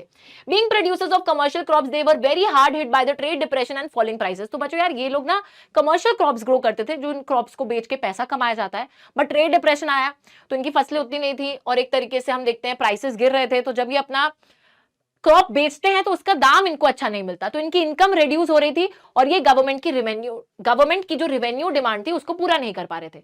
तो भाई खुद पैसा नहीं कमा पा रहे, तो जो सरकार ने रेवेन्यू मांगा वो डिमांड भी पूरी नहीं कर पा रहे थे। And the refusal of the government to reduce the revenue demand led to widespread resentment.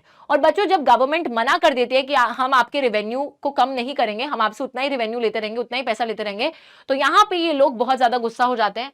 And यही जो है रेवेन्यू रिड्यूस करने के लिए they participated. Basically rich peasants enthusiastic supporters बनते हैं सिविल डिसोबीडियंस के, अपनी पूरी कम्युनिटीज को लेकर जो है एक तरीके से उनको भी एनकरेज करते हैं, बाकी लोगों को जो रिलक्टेंट रहते हैं कि हम हिस्सा नहीं लेंगे उनको भी कहते हैं आओ चलो तुम भी हिस्सा लो। तो पूरी कम्युनिटी बड़े जोश जुनून के साथ हिस्सा ले रही थी। मेजरली ये लोग स्वराज इनके लिए क्या था, it was a struggle against the high revenue. तो बच्चों ये जो हाई रेवेन्यू था उसी के खिलाफ संघर्ष था स्वराज। साथ ही में हम लोग देखते हैं but they were deeply disappointed when the movement was called off.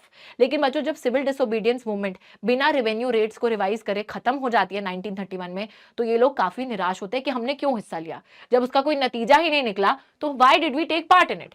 Next community, next वो ग्रुप था हमारे पुअर पेजेंट्स का। तो गरीब जो किसान थे, not just interested in lowering of revenue but many of them were small tenants cultivating land that they had rented from the landlords.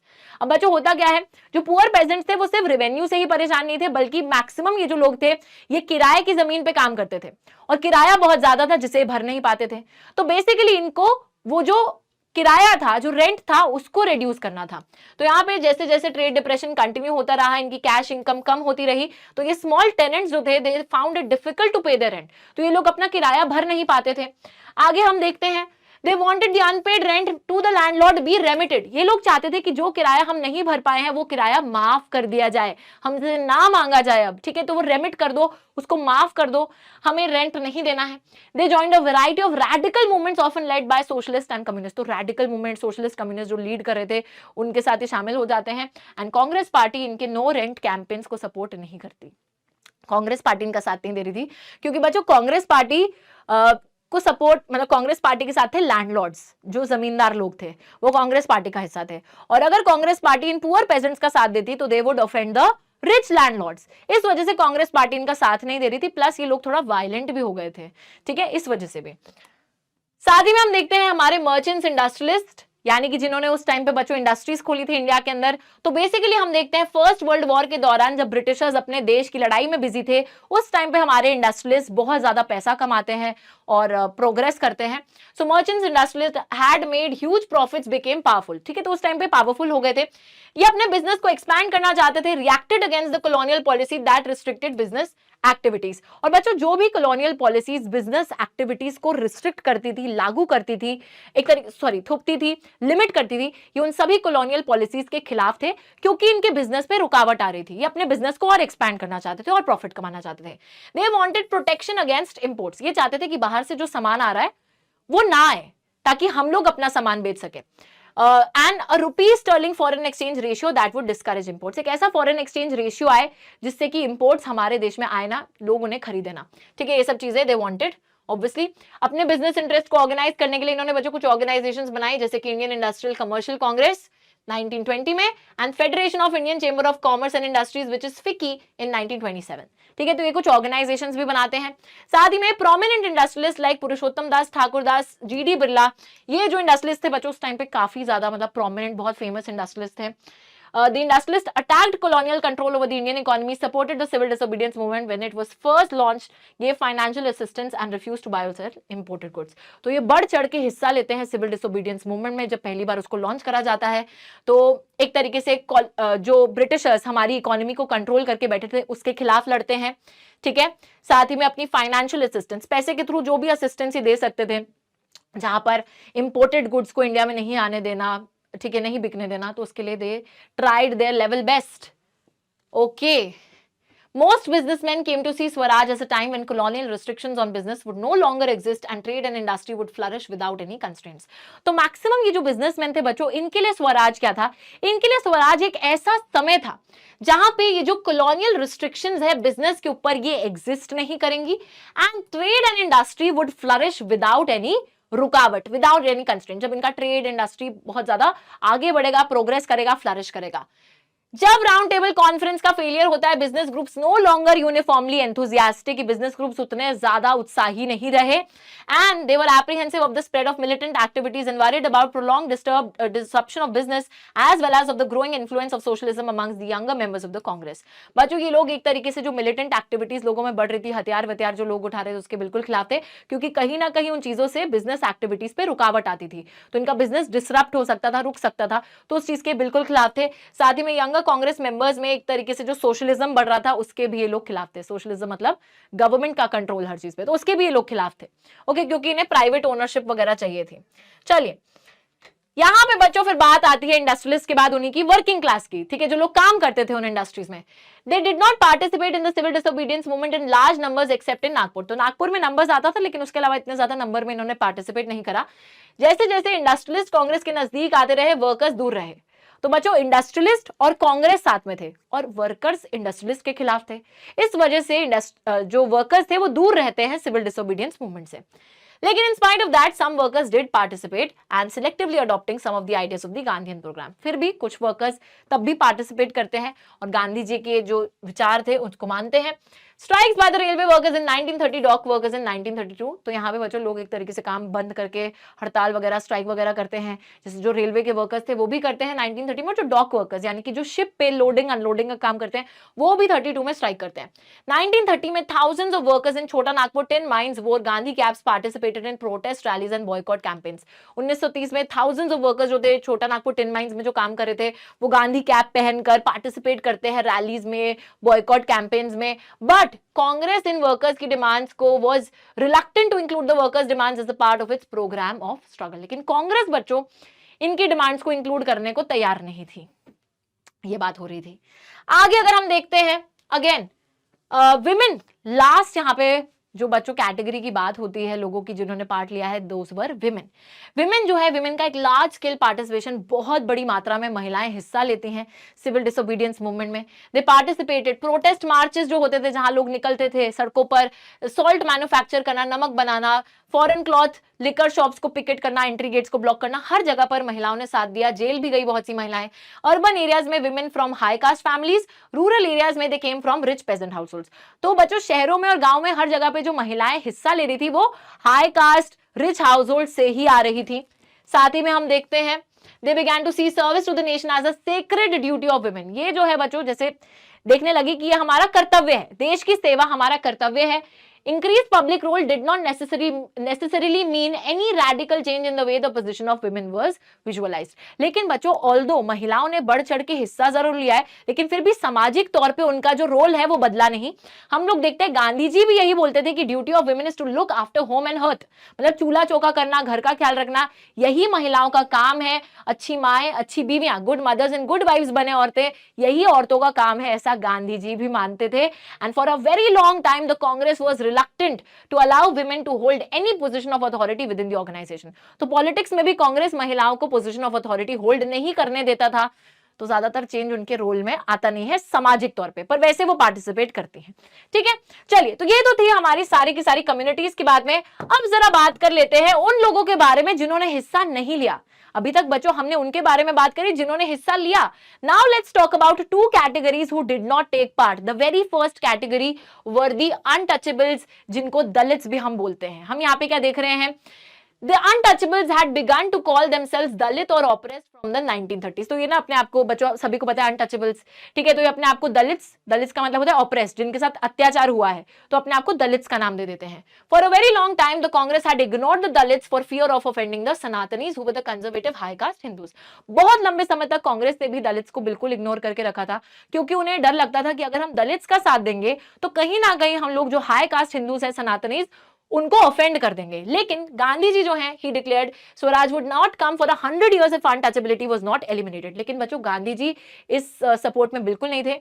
वो कहते हैं कि अगर अनटचेबिलिटी अभी नहीं हटाई गई तो अगले 100 साल तक भी हमारा स्वराज नहीं आएगा। गांधी जी बच्चों यहाँ पे खुद से सत्याग्रह ऑर्गेनाइज करते हैं ताकि दलित्स को टेम्पल्स में, मंदिरों में एंट्री मिले, public wells, tanks, road, schools, सभी चीजों का एक्सेस मिले जहां उन्हें घुसने नहीं दिया जाता है। साथ ही में खुद से टॉयलेट साफ करने का काम करते थे to dignify the work of the bhangi. तो एक तरीके से बच्चों टॉयलेट साफ करने का काम बहुत नीचा काम माना जाता था। गांधी जी खुद से वो काम करने लगे ताकि जो भंगीस हैं उनके वो काम को डिग्निफाई कर सके, इज्जत दिलवा सके। उसी के साथ उन्होंने अपर कास्ट को परसुएड भी करा। अपर कास्ट को ये बोला कि प्लीज आप ये जो सिन ऑफ अनटचेबिलिटी है, ये जो गुनाह है अनटचेबिलिटी का, इसको गिव अप कर दो, ठीक है, लीव दिस एंड बदलो अपने आप को, ठीक है, दिल बदलो अपना। साथ ही में बहुत से दलित लीडर्स अपने आप को ऑर्गेनाइज करने लगते हैं, रिजर्व सीट्स मांगने लगते हैं, रिजर्वेशन मांगने लगते हैं कि स्कूल कॉलेज में हमें रिजर्वेशन दो एंड एक सेपरेट इलेक्टोरेट दो जहां पे दलित मेंबर्स को हम चूज कर सकें फॉर लेजिस्लेचर, ठीक है, लॉ मेकिंग के लिए। Political empowerment would resolve the problems of their social disabilities. Dalit participation in civil disobedience was therefore limited, particularly in Maharashtra Nagpur where their organisation was quite strong. तो बच्चों बेसिकली दलित अपने आप को ऑर्गेनाइज करने लगते हैं, मांग करने लगते हैं रिजर्वेशंस की, जिससे कि उनका जो सोसाइटी में रोल है उसमें सुधार आ सके। उनको ऐसा लगता था कि अगर हम लोग पॉलिटिकली एम्पावर होंगे, अगर हमें पॉलिटिकल लीडरशिप मिलेगी तो उससे हमारा रोल भी सुधर सकेगा and that is why Dalits का पार्टिसिपेशन सिविल डिसोबीडियंस में बहुत कम रहता है, ठीक है। ओके, मेजरली उन जगहों पे महाराष्ट्र नागपुर में जहां उनकी ऑर्गेनाइजेशन काफी स्ट्रांग थी। अब यहां पे बच्चों डॉक्टर बी आर अम्बेडकर आते हैं, जिन्होंने दलित्स को डिप्रेस्ड क्लास एसोसिएशन का हिस्सा बनाया 1930 में, और थोड़े समय तक अम्बेडकर और गांधी जी के बीच में लड़ाई चलती है।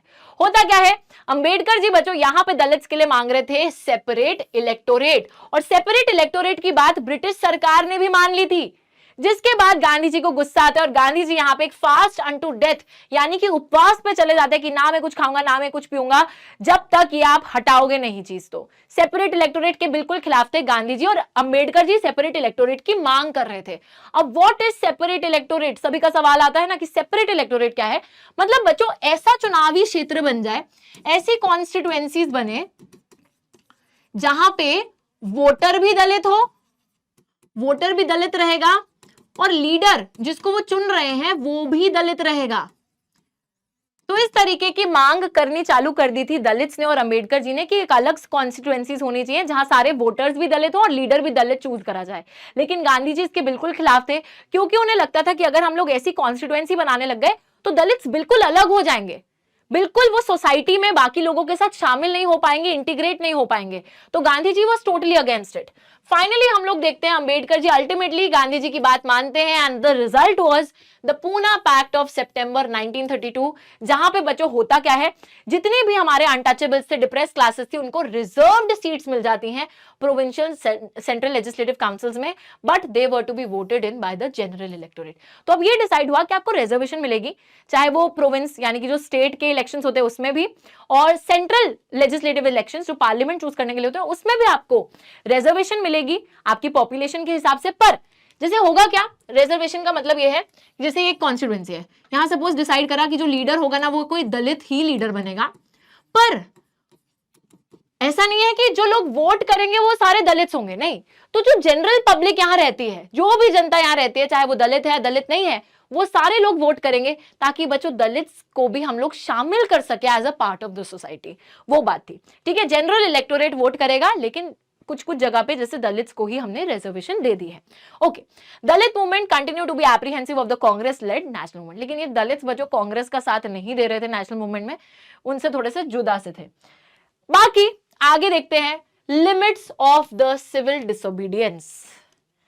एक और लिमिट यहां आती है मुस्लिम्स की, जो कि हिस्सा नहीं लेते। आप सभी को पता है खिलाफत इशू को जब हमने हिस्सा बनाया था और नॉन कोऑपरेशन चालू करा था, तो नॉन कोऑपरेशन में मुस्लिम्स ने पार्टिसिपेट करा। बट होता क्या है, Muslim political organisations lukewarm in the response to civil disobedience, मतलब इतना हिस्सा नहीं लेते बढ़ चढ़ के।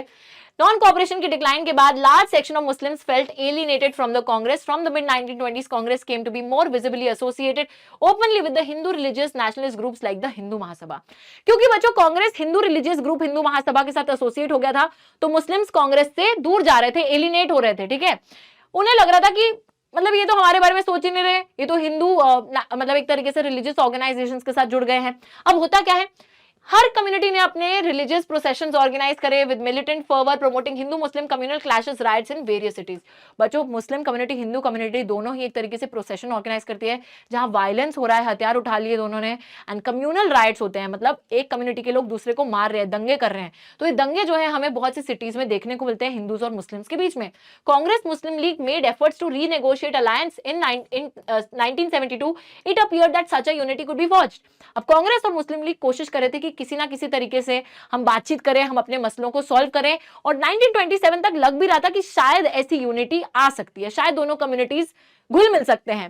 पर जिन्ना जी यहां पर अगेन बच्चों, जिन्ना जो है यहाँ पे मुस्लिम्स के लिए सेपरेट इलेक्टोरेट डिमांड कर लेते हैं, और फिर वो कहते हैं कि ठीक है मैं अपनी सेपरेट इलेक्टोरेट की डिमांड को गिव अप कर दूंगा if Muslims were assured reserved seats in Central Assembly and representation in proportion to the population in the Muslim dominated provinces. जिन्ना बोल रहे थे कि उन्होंने डिमांड करी थी कि मुस्लिम्स के लिए भी एक सेपरेट इलेक्टोरेट बन जाना चाहिए, जैसे दलित्स के लिए अभी डिमांड हुई ना, तो वैसे कि एरिया जहां सारे मुस्लिम वोटर्स, मुस्लिम लीडर, वो कहते चलो ठीक है मैं सेपरेट इलेक्टोरेट की डिमांड छोड़ दूंगा, पर उसके बदले में आपको जो सेंट्रल लेजिस्लेटिव असेंबली मतलब जो पार्लियामेंट है वहां पर मुस्लिम्स को सीट देनी पड़ेगी in proportion to the Muslim dominated provinces. मतलब पंजाब और बंगाल जहां मुस्लिम्स की संख्या बहुत ज्यादा है, उस प्रपोर्शन में मतलब उस परसेंटेज में उतनी सीटें आपको मुस्लिम्स को सेंट्रल लेजिस्लेटिव असेंबली में देनी पड़ेंगी, तब मैं सेपरेट इलेक्टोरेट की डिमांड छोड़ दूंगा। अब यहां पे बच्चों एक ऑल पार्टीज कॉन्फ्रेंस होता है जहां बातचीत करने की कोशिश करी जाती है। एमआर जयकर जो कि हिंदू महासभा के लीडर होते हैं, strongly opposed efforts at the compromise.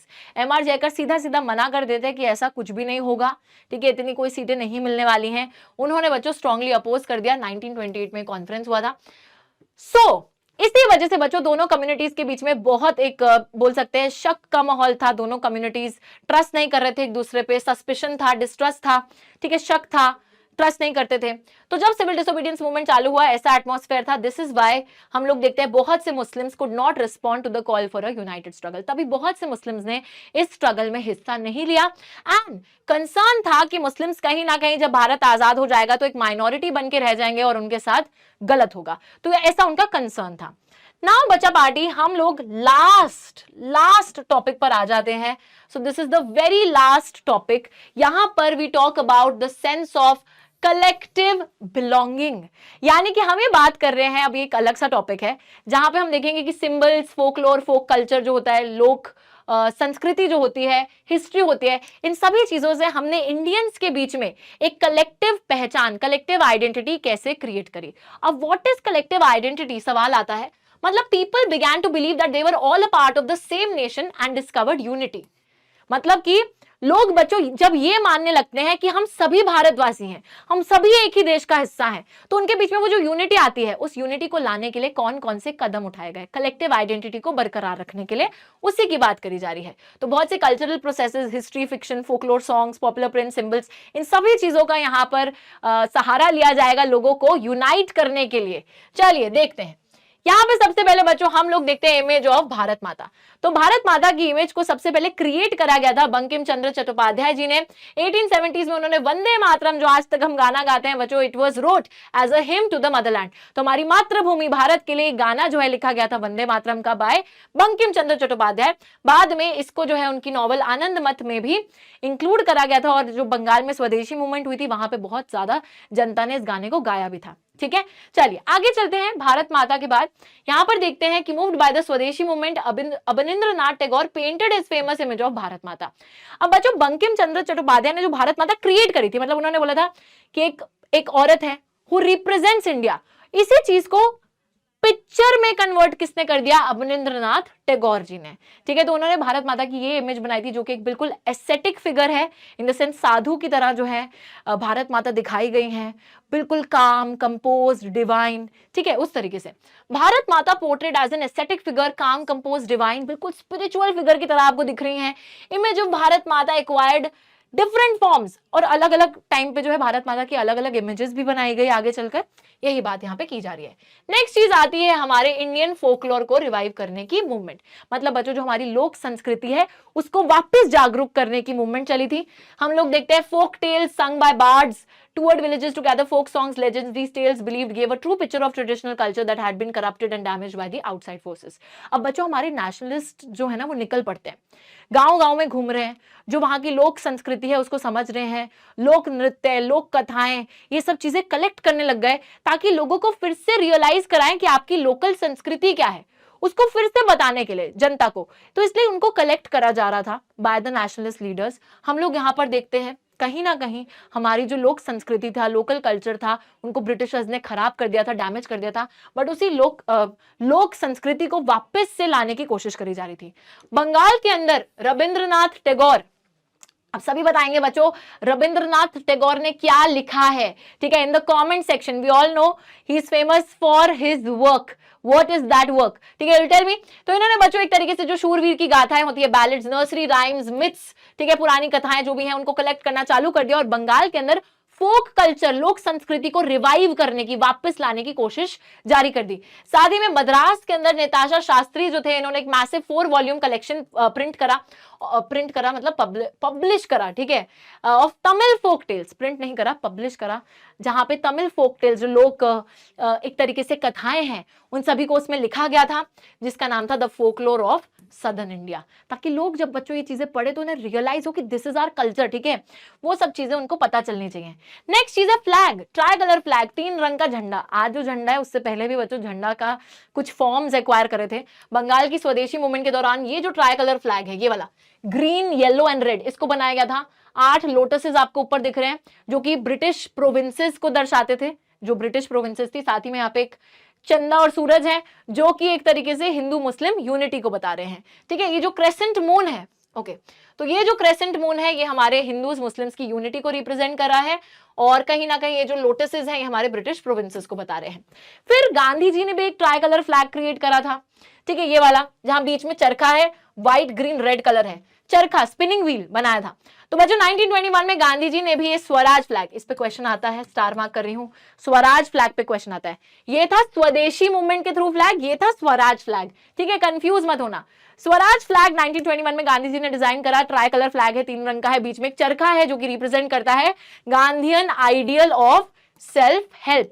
मतलब बच्चों गांधी जी हमेशा क्या बात करते थे कि बाहर का सामान को बॉयकॉट करो और भारत का जो सामान है उसको यूज करो। तो आत्मनिर्भर होने का जो उनका आइडिया था उसको रिप्रेजेंट कर रहा है ये चरखा, ठीक है। चलिए अब जरा लास्ट चीज पर आते हैं, यहां पर बात करते हैं री इंटरप्रिटेशन ऑफ हिस्ट्री की। बच्चों एक लास्ट चीज जो करी जाती है वो बोला जाता है कि लोगों के अंदर प्राइड लाने के लिए, वो एक तरीके से देशभक्ति लाने के लिए हम लोग देखते हैं कि इंडियन हिस्ट्री को फिर से सोचा जाने लगा। ब्रिटिश को इंडिया लगता था कि इंडिया बहुत पिछड़ी हुई जगह है, बहुत बैकवर्ड है, यहाँ पुरानी सोच के लोग रहते हैं, एंड इसी वजह से इंडियंस अपने आप को गवर्न नहीं कर सकते। और कहीं ना कहीं बच्चों हम इंडियंस भी यही बात मानने लग गए थे कि हाँ शायद हम अपने आप को गवर्न नहीं कर सकते हैं। पर इसके बाद बच्चों Indians began looking into the past to discover India's great achievements. फिर इंडियंस जो है पास्ट में देखने लगे, अपनी ग्रेट अचीवमेंट्स को फिर से रिकॉग्नाइज करने लगे, और उससे जो है हमें पता चलता है कि हमने भी बहुत कुछ अचीव करा है। तो ब्रिटिशर्स हमें मत बताओ, ठीक है, कि हमें क्या करना चाहिए, we have also achieved a lot. तो यहाँ पे बच्चों हम लोगों ने अपनी हिस्ट्री का सहारा लेके एक वो जो प्राइड है, एक जो वो देशभक्ति की भावना है अपने अंदर फिर से इंस्टिल करी, और इसी के साथ हमारा चैप्टर हो जाता है गाइस कंप्लीट। तो thank you so much. Suppose में मैं खड़ी हो जाऊं तो thank you so much guys. आज हमारा पहला क्लास था इस चैनल पे। बहुत लंबे समय से यार मैं सोच रही थी कि ऐसा कुछ करूं, I was very nervous also, लेकिन आई जस्ट वॉन्ट कि आप लोग बहुत ज्यादा इसको सपोर्ट करो, ठीक है, और हम लोग एक के बाद एक आपके लिए सारे चैप्टर्स क्लास 10th लाते रहें, ठीक है। जिस चीज की आप डिमांड करो वो चीज यहाँ पर आ जाए ऐसे जादू करके, तो बिल्कुल यही कोशिश मेरी रहेगी। तो थैंक यू सो मच ज्वालामुखीज, I will see you all in next class. जरूर मुझे बताना कैसा लगा आज का सेशन एंड क्या देखना चाहते हो इसके बाद में। तब तक के लिए take care, love you all and bye bye, bye guys.